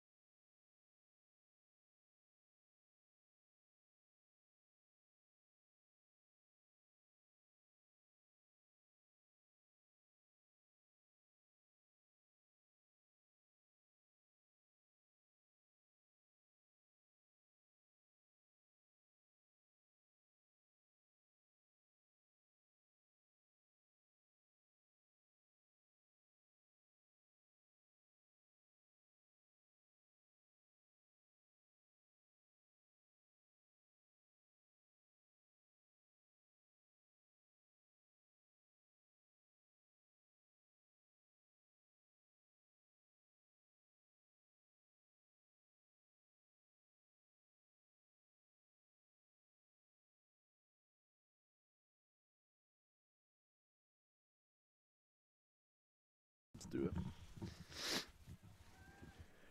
Jake Mahler, Tyler Crater, Brandon Mahler. Those are the 3 due up for CUC here in the bottom of the 6th as they're trying desperately to get to Jackson Bond. He's thrown a nice game so far as Mahler pops this one. A hopper to Fell, and that's not going to be in time. The first. Fell, not a great throw. His weight was carrying him away from first base. And Brandon Mahler, infield single to start us off here in the bottom half of the 6th. Yeah, you got to get on by any means here. Trailing 3. Spoke about it yesterday. 3 in the game of college baseball is not a lot. And if you were a viewer of yesterday's baseball, 3 is certainly not a lot in this NACC tournament. There have been leads that have gone to die here in the NACC tournament so far. And now an interesting change here for CUC as Coach Connor is going to pinch run for Jake Mahler. Josiah King enters the game at first base. And that's an interesting decision there, Ethan, because you're down by 3 and you're taking out your DH and your best hitter on this team, arguably, in Jake Mahler, on the name of a pinch runner who's now going to head to second. And thought about third. He'll pull back. But we'll have to see if pulling Mahler really affects this Cougars lineup later in the game. Yeah, I mean, he's going to get another at-bat. That 3 spot is actually guaranteed another at-bat in this ball game. But, hey, you want to get back into this game right now? Why wait until the 9th? Let's make our move right now. There's obviously some strategy behind it. A coach that has led this team to the 3 seed all year. But the hitters behind the 3-hole are going to just have to come through. Again, a lot of offense early on, but now these pitchers starting to settle back into the ball game. Vaughn has been great, has allowed just 6 hits across 5 innings, has scattered 5 strikeouts through that time. Crater fouls that one off. 2-2 now. Crater a strikeout and a single. Yeah, I mean, it shows just how much head coach Colin Connor of CUC values every run that he's willing to pull his best hitter in the name of a pinch runner in Josiah King. He said, let's just try and get this run across. We'll figure it out later, as Jackson Bond continues to have the strike zone figured out.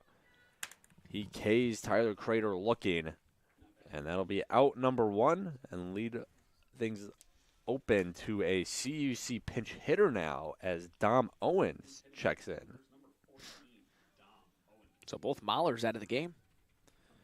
Brandon Mahler, a fly out to foul territory, and then a 463 double play in his 2 at-bats, as this should just be a straight-up switch here for CUC. Dom Owens is a catcher, so he'll likely just stay in the game behind the dish for the remainder of the game.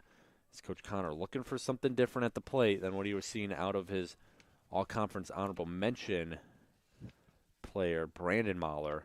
As the first pitch to Owens, he lays off for a ball. Dom Owens, 57 at-bats, 421 batting average. He's played in 18 games, 16 of which were starts coming into today. Appearance number 19 for number 14 in maroon. You got to switch something up here. Got to find a way to crack the Bond code. That ball clips the zone. It'll be strike 1. Again, Coach Connor letting his team try and figure it out. Through the first 5 innings, things weren't going their way. He said, all right, now it's time to start messing with the lineup card. There were some runners out there, throw some new hitters up there. As Owens fouls one off, it's going to be 1-2.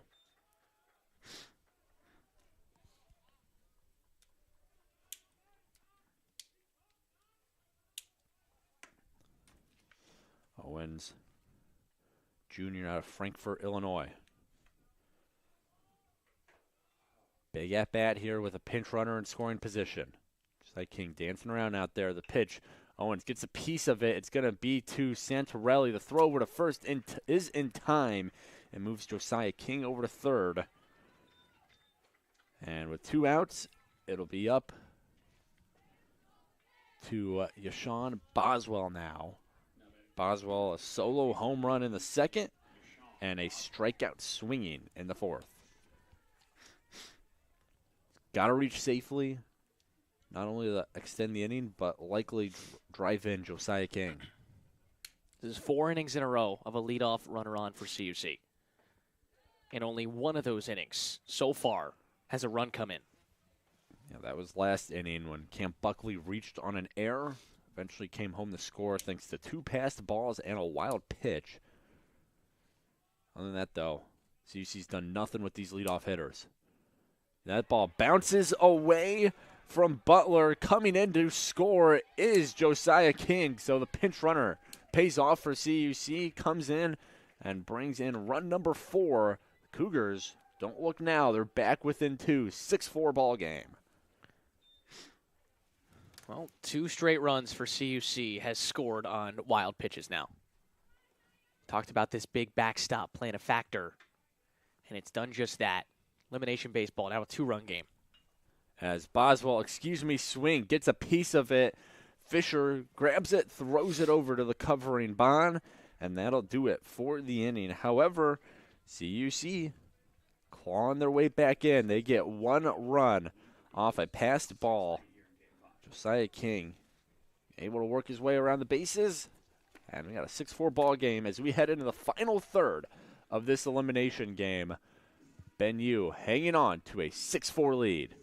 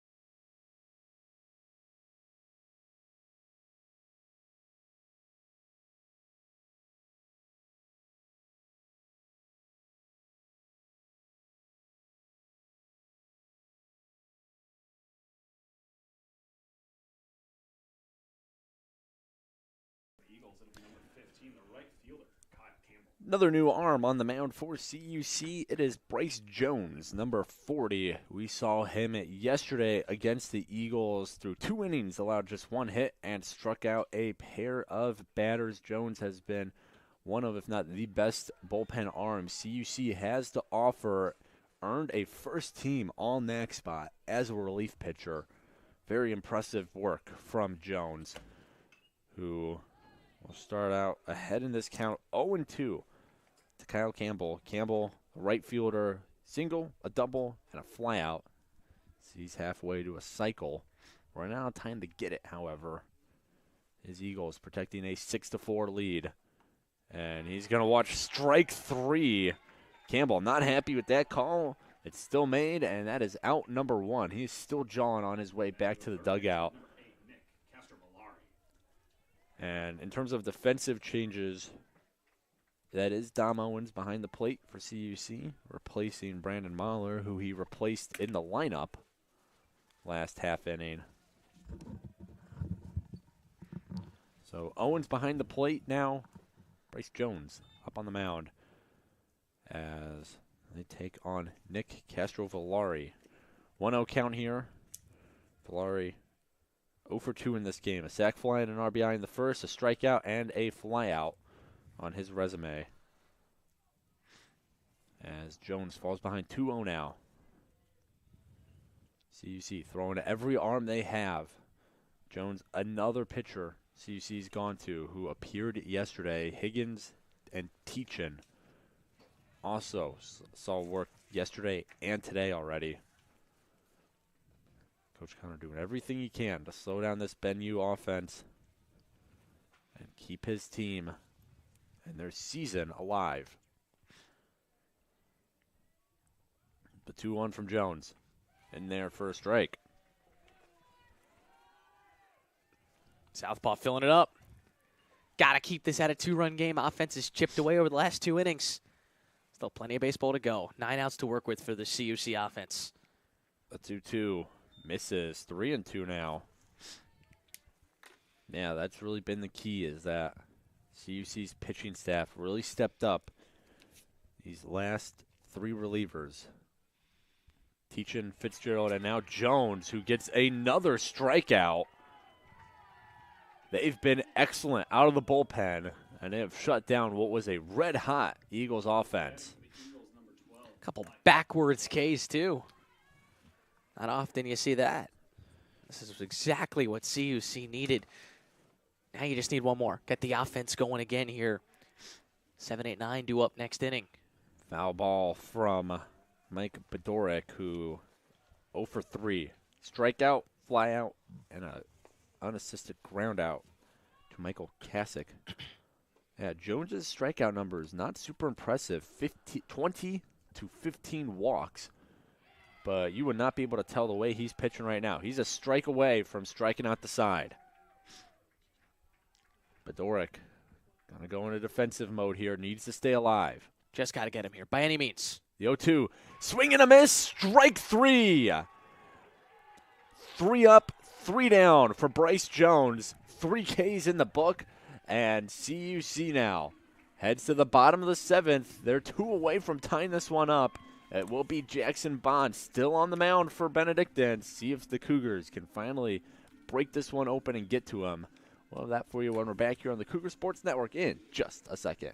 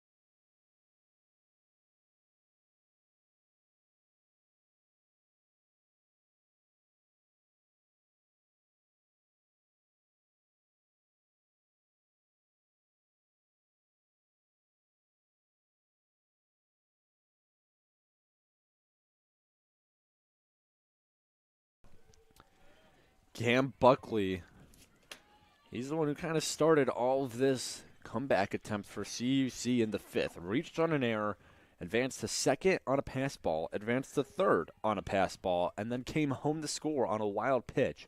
Buckley caused an absolute chaos on the base paths. See if he can do it again here. He's leading off the 7th, followed by Xavier Zagerman, who's 0 for 1, as well as Eli Hickman, 0 for 2. The 1-0 to Buckley. He's going to take a hack at. Misses. 1-1. Yeah, Bond's been great. 6 innings, 6 hits, 4 runs. Only 3 of them earned. A walk in, 6 strikeouts. Pitch number 93 coming home right now in inning number 7. The 1-1. Swung on again and missed. Strike 2. Still throwing gas. Still having that fastball be effective as it was in the opening inning. High in the zone. Usually when you get to this point, you start to see the fatigue, the fastball, the velo dips. It hasn't for this kid. That's going to be ball 2. Throwing everything he's got out there, trying to keep his team's season alive. They just need to hold on to this 2-0 lead. He is well in line for the win right now. There is a bullpen arm going for Benedictine. As Buckley pops this one up, drifting to the CUC bullpen, and out of play. So we'll get ready for the 2-2 again. Yeah, this could be one of those situations where they ride Bond. If he gets into some trouble, they'll move on because they have to. It's elimination baseball. But if he continues to roll, we saw what it was yesterday. If you remember with Richard of Marion, they let him go. This is also a player in his final year, leaving it all out there. 2-2, and Buckley lines it foul down the first base line. Now, he still needs a lot of outs to get here, so I doubt he goes the distance. In fact, it's very unlikely that he would go the distance, but to make it through this 7th feels very realistic. Needs 9 more outs as this ball bounces in front of Butler. No one on the base path, so no damage done. Butler did a good job, too, of jumping on top of it. So 3-2 count now on Buckley. One of those guys, you just want to get on base. Whatever it takes, get him on base, let him do his thing. The 3-2, fouled off. We'll get ready to do it again. Yeah, but this is Buckley doing his job as well, wasting pitches. Make Bond work. I mean, this is a critical effort here from Buckley. Obviously, you want to reach, but you're making this righty work.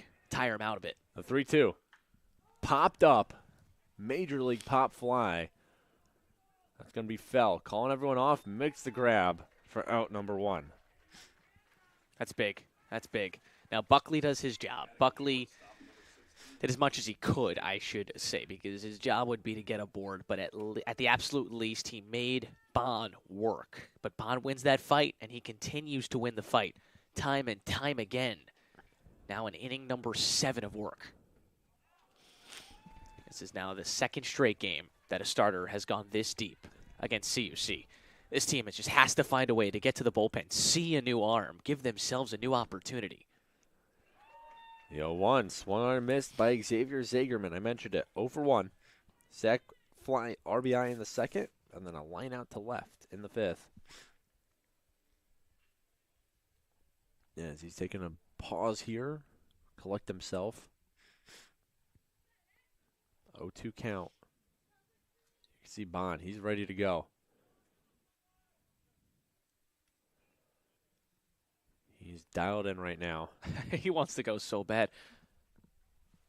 I mean, he just threw 2 incredible pitches. As now he'll disengage. Holding that pitching stance for a good 10 to 15 seconds here, just waiting as now he gets ready again. The 0-2 in the dirt. Maybe shouldn't have disengaged. Lost it. See if he can get it back here. Ball down low. 2-2 now. Zagerman, again, just getting that pitch count up. Bond has crossed the century mark.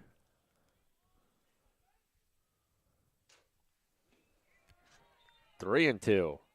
I mean, he was locked in after the 0-2, and it's clear that that disengagement, that pause, has thrown him off just a bit.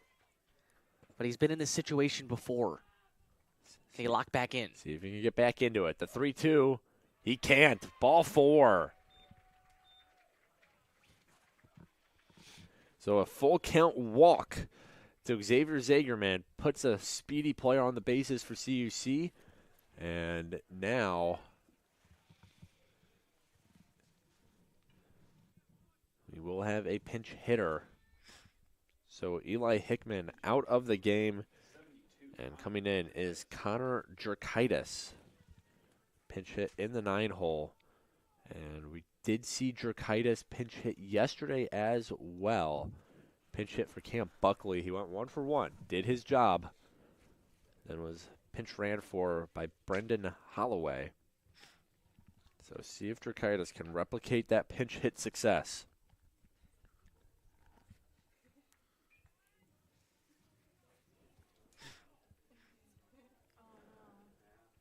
CUC will have an outfielding issue to solve now, taking out your stud defensive center fielder and Eli Hickman. Jerkitis, he's listed as a catcher, so it won't be him.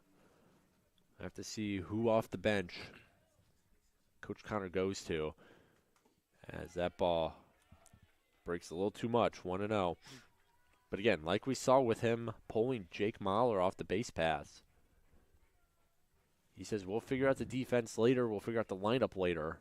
I just need to get some runs here. The 1-0 swung through for strike 1. Yeah, absolutely an offensive move here. Obviously, the way Hickman has played defense this weekend and all season has been incredible, but you got to find a way to get runs. Your season is on the line here. Push the right buttons. 1-1 down low, and Butler, he wasn't paying attention, so taking off is Zagerman, and he's safe. I think Santorelli is trying to say that he was off the bag, but no love from the umpire as Zagerman now walking towards left field. Looked like he might have slid wrongly onto that left leg. You can see him trying to stretch it out. Assistant coach for CUC, Connor Nelson, will now come over and have a chat with Zagerman and some words with Santarelli and the other Bennu infielders. Yeah, that ball's down in the turf. It's a tough pick for Butler. I think Zagerman probably thought it got further away than it did, and that is an extremely risky take of second there. CUC held their breath for a moment, happy that it pays off. Dracaitis fouls it back. Count evens up 2-2. Yeah, I think if Butler was paying a little more attention, Zagerman would have been out by a good distance, but it kind of took Butler a second to realize what was going on as he was collecting that ball. Didn't expect Zagerman to take off. No one did, but he stands at second now. The 2-2. Dracaitis swings on and misses. Strike 3. Huge strikeout there for Jackson Bond, as it'll now be up to Tyler Dorsch to extend this inning, hopefully driving a run. As here comes the Bennu coaching staff out to the mound. We'll see if this is it for Jackson Bond. This will be the fourth time through the lineup for Bond. And it's not going to be a switch, just a conversation about how to approach CUC's dangerous leadoff hitter who is kind of starting to find his groove after a rough game yesterday and a rough start today, a ground out. He's singled, and he has walked and come around to score.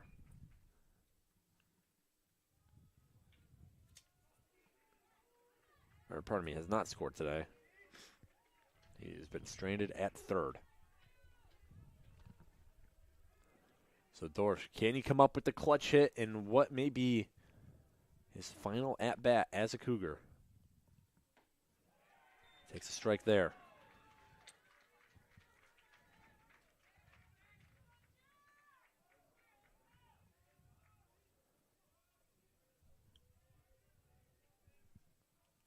A 1 count on the right fielder from CUC.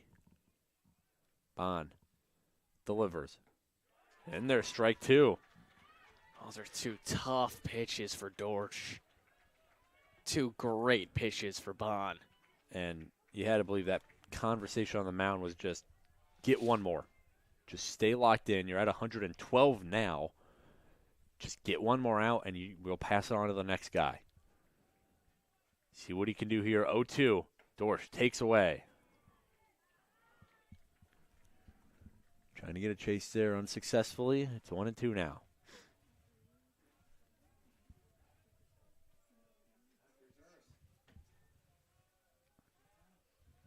6-4 ball game here, bottom of the 7th. Bennu leads. A 1-2 to Dorsch. Swung on and missed. Strike 3, Jackson Bond. A marathon of a game so far, and he keeps his team in front with a strikeout. We head now to the 8th. CUC. Can they keep Bennu off the board? As it is 6-4 in favor of the Eagles. We'll have more for you when we're back here in just a second.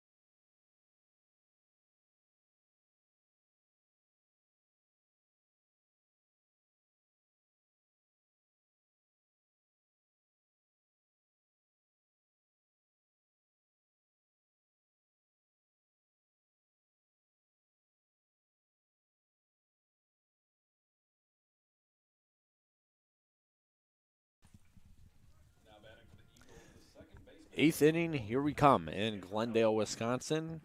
Peter Borkowski, Ethan Birch with you on the Cougar Sports Network. The Benedictine Eagles on top of CUC 6-4 in our first elimination game of day 3. As this ball lined into right, Dorsch plays it off the hop, and that'll be a leadoff single for Matt Santarelli. Single brings up the left fielder, number 11, Justin Noneman. And defensive change for CUC as Brendan Holloway takes Eli Hickman's spot in center field. Hickman was pinch hit for by one of the catchers on this roster, Connor Drakaitis. And so it's now Holloway who inhabits center field. This ball chopped foul.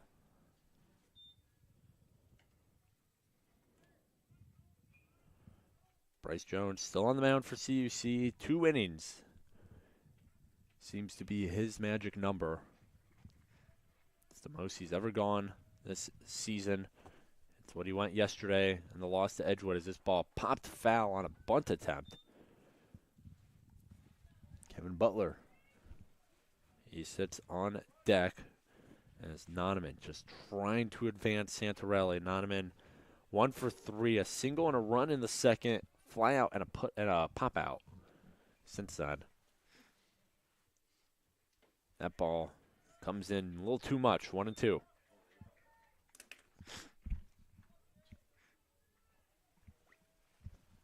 Got to try to find a way to work around that leadoff base hit. I mean, Santarelli, what a day at the dish.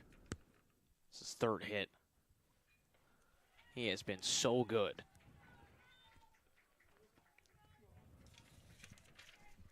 As that pitch took Dom Owens away from the dish. 2-2 now. Bryce Jones trying to keep this lead where it is. He'll throw over to first just to keep Santarelli in check. Santarelli this season.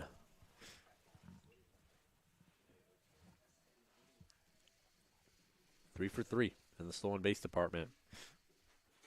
And he's going to take off here. Slow delivery by Jones to throw to second. Not in time.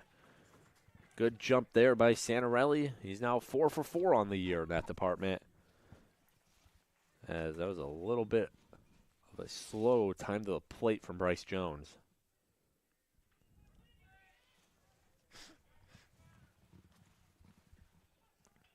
Three, 2. Big pitch here. Big pitch. Swung on and missed. Strike 3. Big pitch it was indeed. This kid's gotten 4 outs. All of them via the strikeout. Yeah, 4 of the 5 batters he's faced have gone back to the dugout with a strikeout under their name. See if he can keep it going here. This ball hit, and it's going to drop past a diving Zagerman. Holloway comes in, makes the play back to Zagerman. As Zagerman just could not get a hold of that blooper. I mean, that is the softest line drive you may ever see dump into the outfield. But hey, Butler just keeps putting the ball in play in the bottom half of this lineup, continuing to just put up numbers. That's Butler's 3rd hit, and it was so soft that Santarelli could not advance all the way home. He had to wait to see if Zagerman was going to get there, and he was unable to do so. Coach Colin Connor bringing in the infield and his battery to have a talk.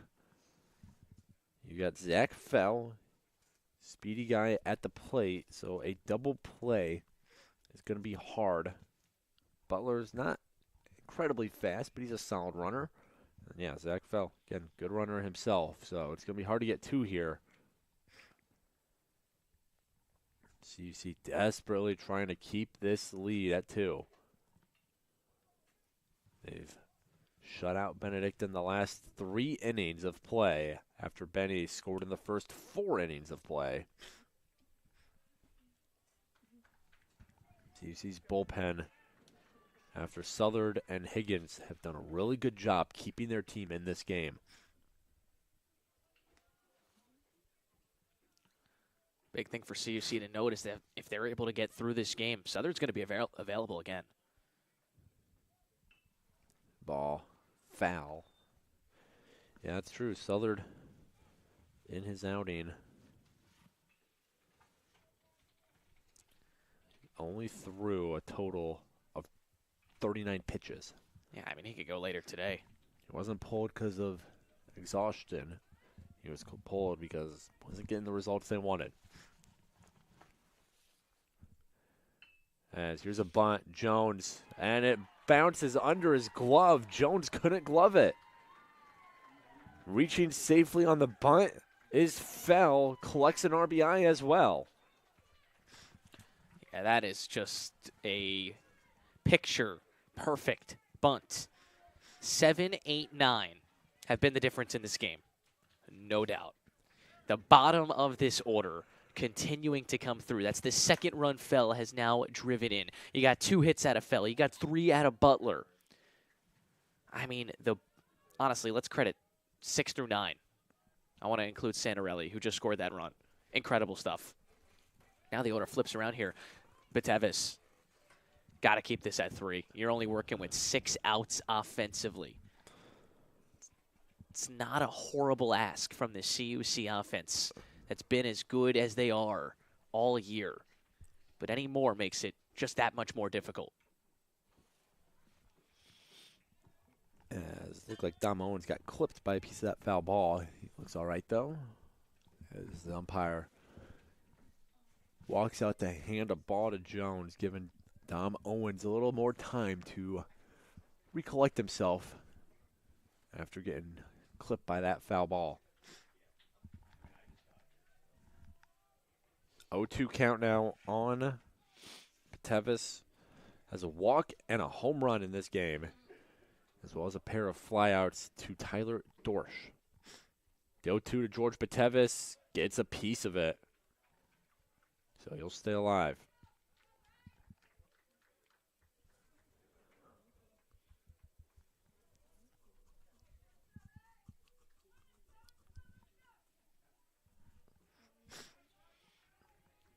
Looking ahead, interested to see what Benedictine does on the mound.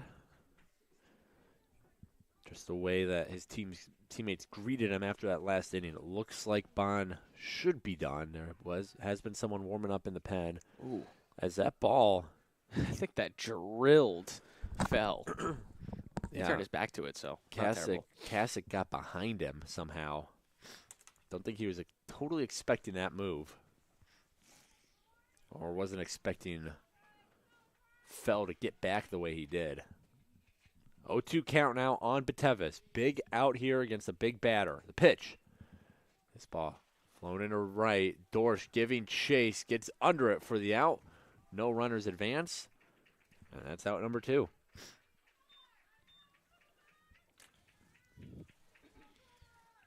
That's a big out. Huge out against a really good hitter, and now you've put yourself in a spot. You got a left-on-left here against Fisher, who's obviously a really good hitter, but hasn't recorded a hit since the first inning.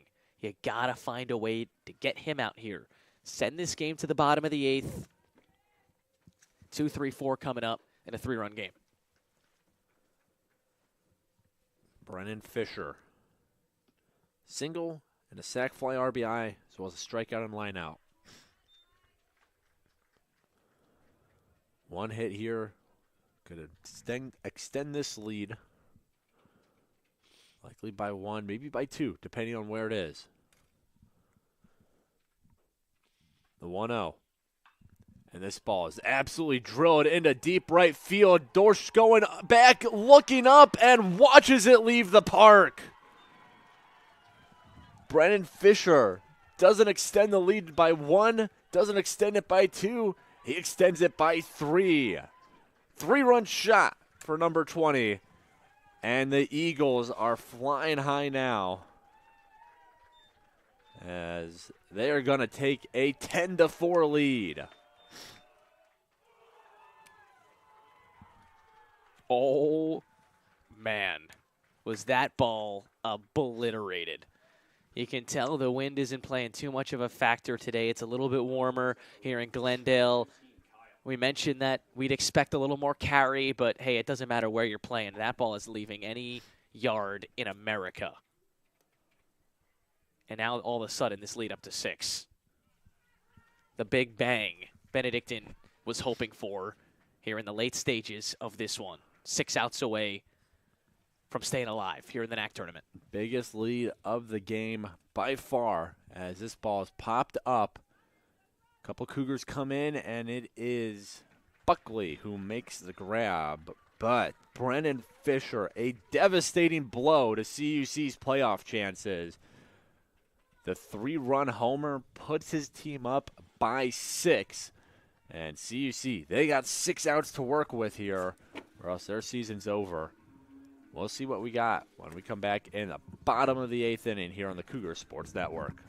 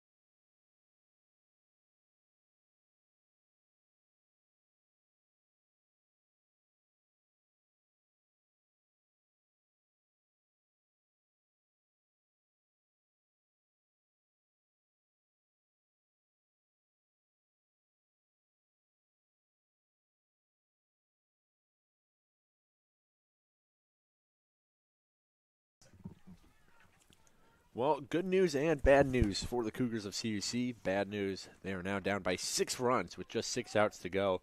The good news, they don't have to face Jackson Bond anymore. 7 innings, 6 hits, 4 runs, 3 of which were earned, 2 walks, and 8 strikeouts for the Benedictine starter. But he is done for the day, leaves in line for the win. And he makes way now for number 13, the sophomore out of Yorkville, Illinois, Connor Kendall. As Kasich puts a charge into this one, going back for it is Batevis, and he makes the grab for out number 1.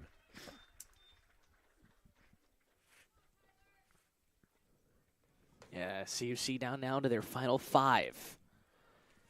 Need some magic late here against Connor Kendall, a southpaw, a sophomore from Yorkville, Illinois. It's pitched to a 4.48 earned run average across a high workload, 66 1/3 this year, has struck out 59. Yeah, he has been Coach Adam Smith's workhorse. That 66 1/3 innings of work is by far the most of any Benedictine pitcher. The only one who comes close is JT Adams, Benny's starter from yesterday. He's thrown 55. But other than that, it has been Connor Kendall, the main man out of the pen for Coach Adam Smith and his Eagles. As at the plate now was a new batter for CUC. It was Josiah King, who stayed in to hit after pinch running for Jake Mahler. And King's going to ground out to first, and a quick 2 outs for Connor Kendall. The third baseman, number 52, Tyler Crater. So it'll be up to Tyler Crater now. Try and extend this inning. As he looks at a strike from Kendall. Crater pair of Ks, one looking, one swinging, and a single, but he was thrown out in a double play after that leadoff single. That came in the fourth. The 0-1, as that foul ball hits him, dead legs him, as he's going to take a second to walk that off. More pressingly, though, he's in an 0-2 hole.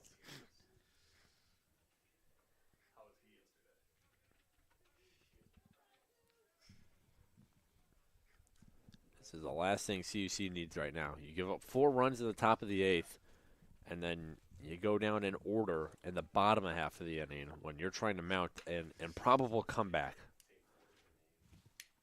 As Crater fouls it straight back. We'll stay at 0-2.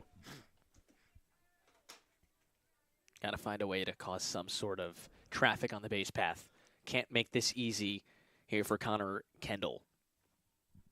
He's coming in for Bond, 7 innings, 8 strikeouts, 3 earned out of the 4 on the board, in line for the dub.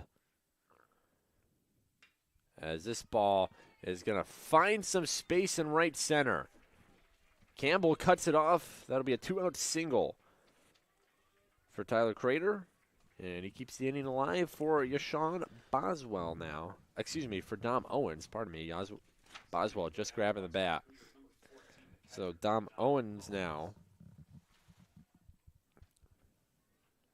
This will be his second at-bat. Pitch hit for Brandon Mahler, and then replaced him at catcher in the 6th inning. And he grounded out to Santorelli at second. See if he has a little more success here in his second at-bat, the lefty. Hey, it's 2-out magic here. Got to try to find something. Dig deep. Ball foul down the third baseline. Yeah, CUC would love something here. At least make that workload in the bottom half of the 9th a little easier. Just get a couple runs here. Make this comeback a lot less daunting than having to score 6 in the final half of play. The 0-2 just gets a piece of it. Stays alive.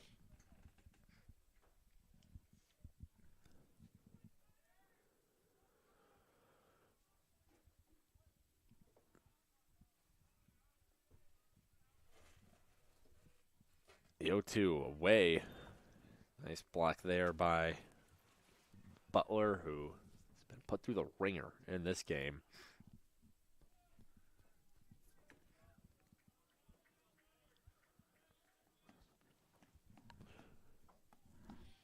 CUC's offense that's been so high-powered all year. They've put up just 5 runs through a little less than 2 games in this tournament. And their pitching staff, which was ranked number 1 in the conference in team ERA. 418 mark, by far the best number in the conference. Only MSOE was close at 502. They've given up 10 runs here as Owens is going to pop this one into center. Hangs up just enough for Batevis to make the grab and make out number 3. So the Cougars, they strand a base runner. They're going to be down to their final 3 outs, but first they have to hold Benedictine at bay, try and keep this deficit at 6. See what they do when we're back here in the top of the 9th inning on the Cougars Sports Network.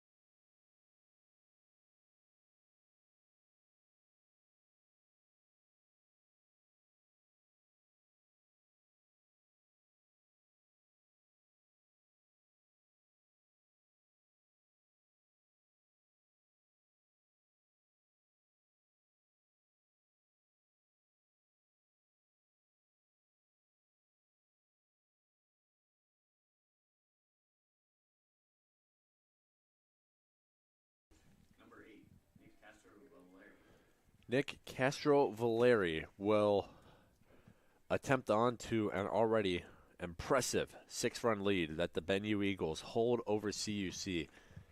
10-4 here in the top of the 9th inning. Benue 1 inning away from moving on to the next game. They will play later today at 7 p.m. against the winner of our 1 p.m. game, Aurora versus Marion. And interesting fact about that Aurora versus Marion game is this one is popped into foul territory, and Michael Kasich able to track it down for the out. But Marion will be considered the home team for that game over the number 2 Spartans. Marion does have a win in this tournament. They are 1-1. Aurora, they are 0-1. So Kasich gets the foul out. And I guess we should introduce the new pitcher for CUC. Bryce Jones, his day's done. 2 innings pitched. Allowed 4 hits, 4 runs, all of which were earned. Did strike out 4, but that came at the start of his outing. The tail end of his outing is where things got rough. And now CUC's throwing out the freshman, number 51, Kyle Connolly, out of New Lenox, Illinois. Yeah, 13 2/3 of work as he just plunks the 5-hitter here, Bedoric. But a 5.93 earned run average. Great strikeout numbers, 19 in those 13 2/3. His walk just 6. Job right here, get 2 more outs. And then put your rally caps on in the dugout for the bottom of the 9th. Yeah, the CUC offense, never say never with them. This is a team who is capable of putting up some serious run totals. Obviously, they haven't been able to do that in the playoffs as we have a pinch runner here for Bedoric. Try to get a read on his number.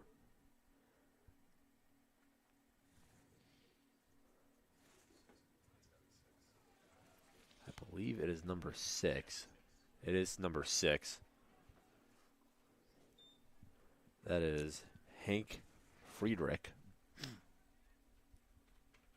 So pinch running for the DH Bedoric as Coach Adam Smith and the Eagles trying to add on as much as they can and just bury this Cougars team.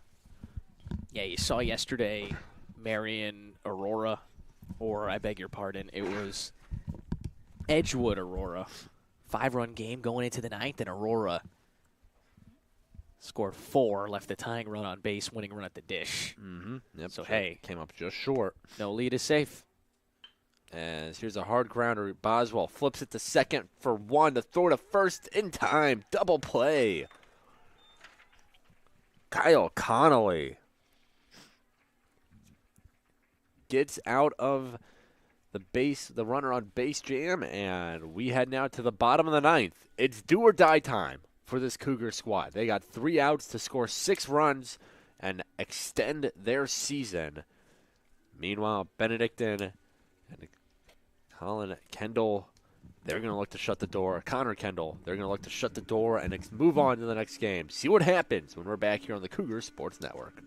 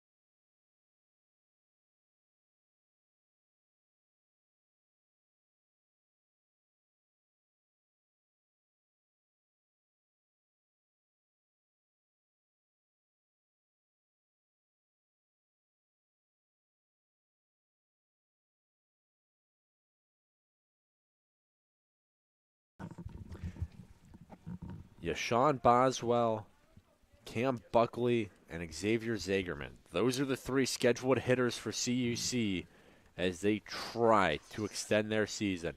6 runs they need and just 3 outs as Boswell looks at strike 1. Connor Kendall still on the mound. He's been Coach Adam Smith's most used reliever this season. Boswell quickly falls in an 0-2 hole after that foul ball. Yeah, this is it. Do or die for CUC. You said it. Entering this 9th inning. It's been a heck of a regular season. A team that did not make the tournament last year. But they're going to need a miracle here in the 9th. Boswell fouls it off. Stays at 0-2. Yeah, this CUC team, again, their offense has been so good all year. You look at some of their run totals. 11 runs. They've scored 9. They've scored 19. They've scored 23 in 8 innings. They've scored 20. They've scored over 7 runs so many times this year. This is a team who can put some runs up on the board, but unfortunately through 17 innings of play in the NACC tourney, they've only produced 5. That would be a low-scoring game for them in the regular season as Boswell stays alive. They've just run into some good pitchers. Aiden Shoemaker yesterday, the 121-pitch complete game, held CUC to just 1 run. And then today, Jackson Bond wasn't quite as effective as Shoemaker, but he did the job as this ball is over a leaping Santarelli, and that's what CUC needs. They need base runners. Boswell reaches a leadoff single after falling in an 0-2 count early. It's a good at-bat from Yashawn Boswell. That's got to start somewhere, right? Got to start somewhere. Boswell, who hit a homer earlier in this game. 2-strike approach, just goes the other way, serves it into right center. We'll see if these Cougar hitters can continue to pass the baton and gives themselves opportunities. It'll be Cam Buckley now. As Buckley showed bunt, they're saying he didn't pull back in time. So 0-1 count. That ball was very much a ball, so that had to be that Buckley didn't yank it back in time. As it's an 0-1 count. Buckley lets that one come inside. 1-1 now.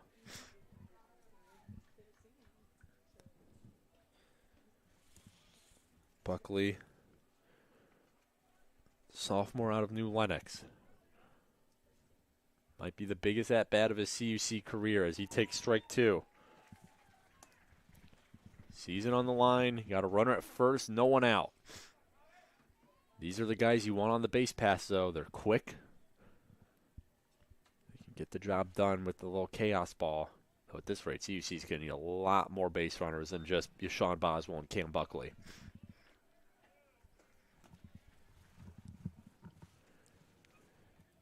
They need to plate 6 here or they're done.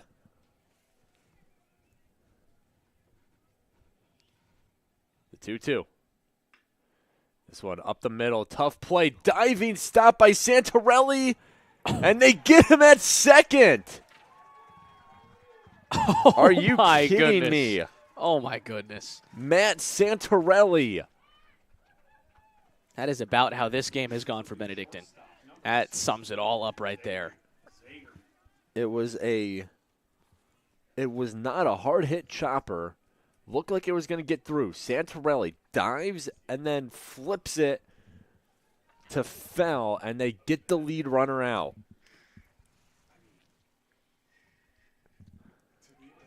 As there's a swing and a miss from Xavier Zagerman. Zagerman 0-1.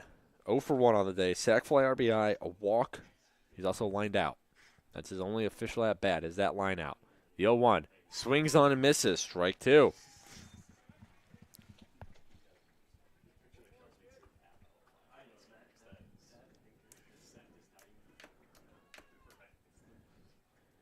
Kendall looking for a big strikeout here.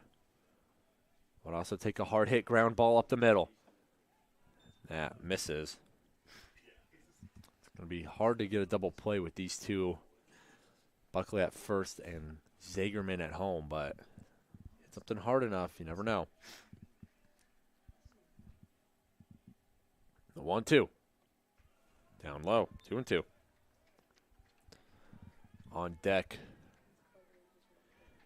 CUC is going to throw out number 30, Jack Linko. He'll hit for Brendan Holloway. The 2-2. Fouled off.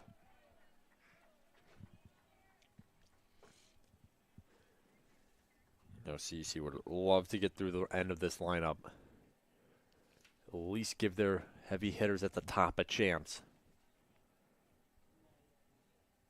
Pitch. Swung on and missed. Strike 3. Out number 2. And Benyu.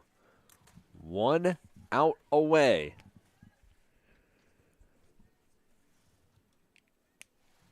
From moving on.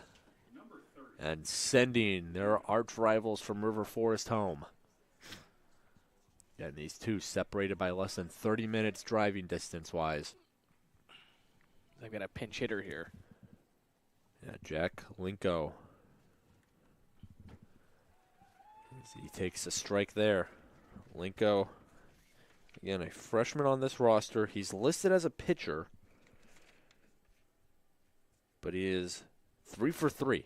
Very small sample size as Buckley takes off, and this one's going to find a hole in shallow right field. So Jack Linko, 4 for 4 on the season. Nothing like batting 1,000. As the Cougars, with 2 outs, they have runners in the corners. Not bad, right? Yeah, that's pretty impressive. Freshman year, you can say you batted 100. Just don't ask how many at-bats. They're going to put Beckert in to run for him. Yes, that is Jeffrey Becker, freshman out of Mount Prospect, Illinois. So a somewhat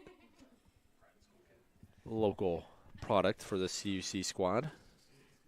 Another Chicago suburb, just like River Forest. Dorsch is up. Takes the ball. Dorsch so far today. Ground out, a strikeout, a single, and a walk. But CUC, they're going to need a lot more. Even if Dorsch hits a home run, you're still down by 3. The tying run right now is not even in the hole.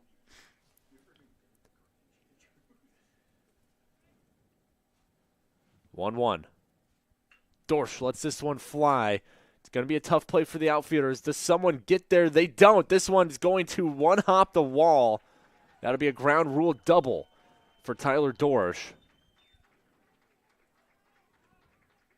And so they're going to force Beckert to go back to third because of the ground rule double. But Dorsch keeps the season alive, plates a run. It's 10-5 now.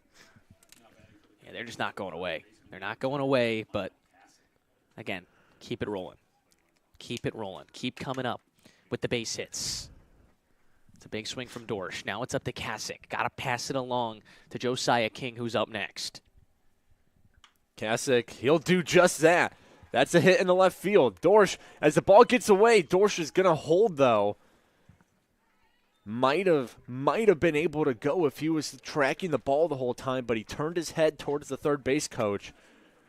And at this rate, why risk anything? You still need a lot more runs to get the job done. RBI single for Michael Kasich as that brings home Beckert at CUC. Down by 4, tying run now on deck as Benyu's going to come out and have a mound visit. Things are getting interesting here. We can't have one game in this tournament that just ends. Everything's got to be a little interesting at the end. That's postseason baseball for you. These teams are feeling the pressure as, well, we talked about the decision to pull Jake Mahler for a pinch runner, Josiah King. This is where Mahler would hit. And instead of your best hitter at the plate with your season on the line, you instead have Josiah King, who is a very good hitter. He hit 500 in a very small sample size coming into today's game. But he is 0 for 1 as he grounded out to first in is only at bat this game. That was last inning. Needs to reach safely here, keep the chains moving. And here's a chopper. It's going to be a tough play. Throw over to first is in time. And the Eagles end the season of their arch rival CUC.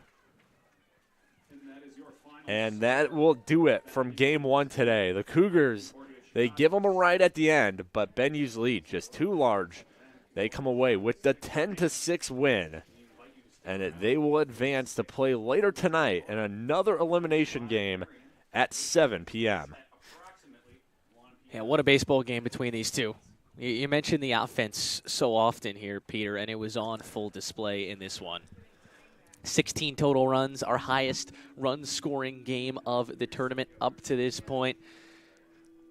But Benedictine outslugs Concordia University of Chicago, two teams who wanted it so bad, and you saw the fight from CUC at the very end, but unfortunately just was unable to shut down that offense of BenU, and it's that 4-run eighth inning that is the difference here in this ball game. Let's go over some of the stats as we wait here for a post-game interview. I believe we're going to look for Jackson Bond. We'll be able to see if we can grab him or not. But final stat line, Benedictine, they score 10 runs on 14 hits. They commit 1 error. They leave 5 on the base pass. Big day from Brennan Fisher as he goes 2 for 4, 2 runs, 4 RBIs, including a 3-run homer that really put this game out of reach. That's what made it 10-4 after the top of the 8th. Also having a nice day at the plate, Pertevis hit a home run, 2-run homer, as he adds on to his NACC leading total. RBIs also courtesy of Castro Villari and Matt Santarelli. Pitching-wise, Jackson Bond. He earns himself the win. We'll look to get him in the post-game interview. 7 innings, 6 hits, 4 runs, 3 of which were earned, a pair of walks, and 8 strikeouts. Did issue a wild pitch. As for the Cougars, they'll be heading home to River Forest as their season is over and done with.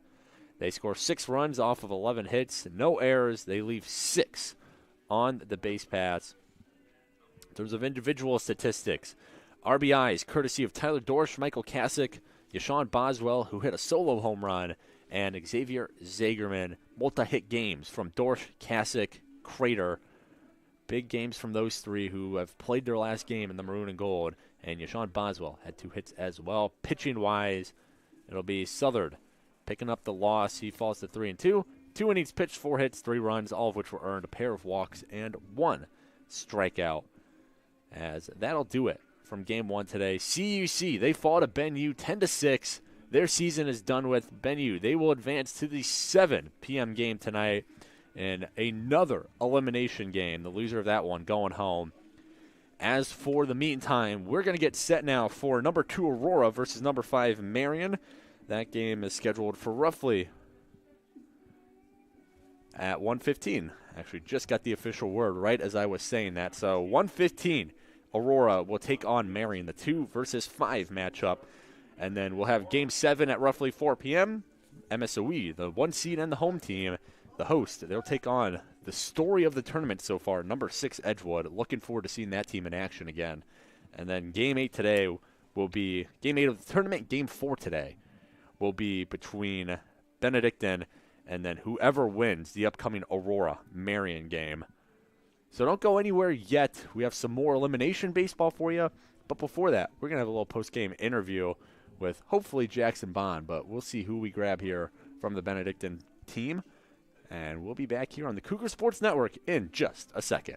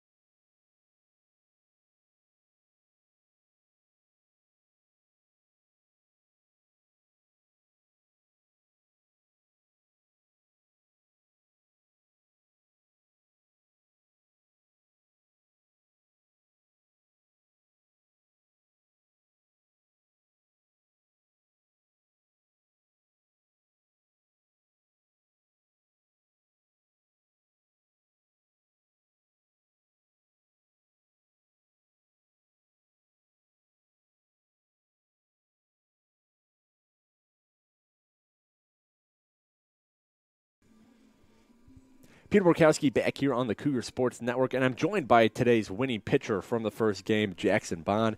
Jackson, congrats on the win, man. You and your Eagle squad, you're heading on to the next game. You'll face the winner of this next game between Aurora and Marion. But let's start with your game. 7 innings, you give up 3 earned runs, 114 total pitches. How you feeling right now after that win and after a long game for you? A little tired. Yeah, Let's say that. I bet. And just talk about your approach. This is a very good CUC offensive squad, and you kind of kept them off balance. You only allowed the 3 runs. Just what was kind of your mindset going through this game against a very good CUC lineup? Just try to go pitch by pitch and just kind of get to the next guy, do it all I can. Just kind of want to get to the next game and don't want it to be my last start. Definitely. And as for your offense, you guys put up 10 runs. Let's talk about how that feels from the pitching perspective of you're throwing a good game yourself, but you know that your offense has your back out there. Oh, they've been awesome all year. I couldn't ask for a better group of guys. I mean, they're the best. I can't ask for anything more. Right. And then last thing to wrap up here, Jackson, you guys will be back in action 7 p.m. tonight. You'll face either Marion or Aurora, depending on how this game goes. Yeah. What's kind of the mindset going in that game? Another elimination game. You guys lose that one, you're going home. So what do you and your guys need to do in the next couple hours here? Be ready for that game tonight. Watch some good baseball and get ready for the next one. I mean, it's win or go home, so we want to keep playing. Definitely. Well, Jackson, thanks again for joining me up here. Congrats on the win, and good luck later tonight when you guys face the winner of this game. Aurora and Marion coming up at 1:15. We'll have that for you here on the Cougar Sports Network, so don't go anywhere just yet.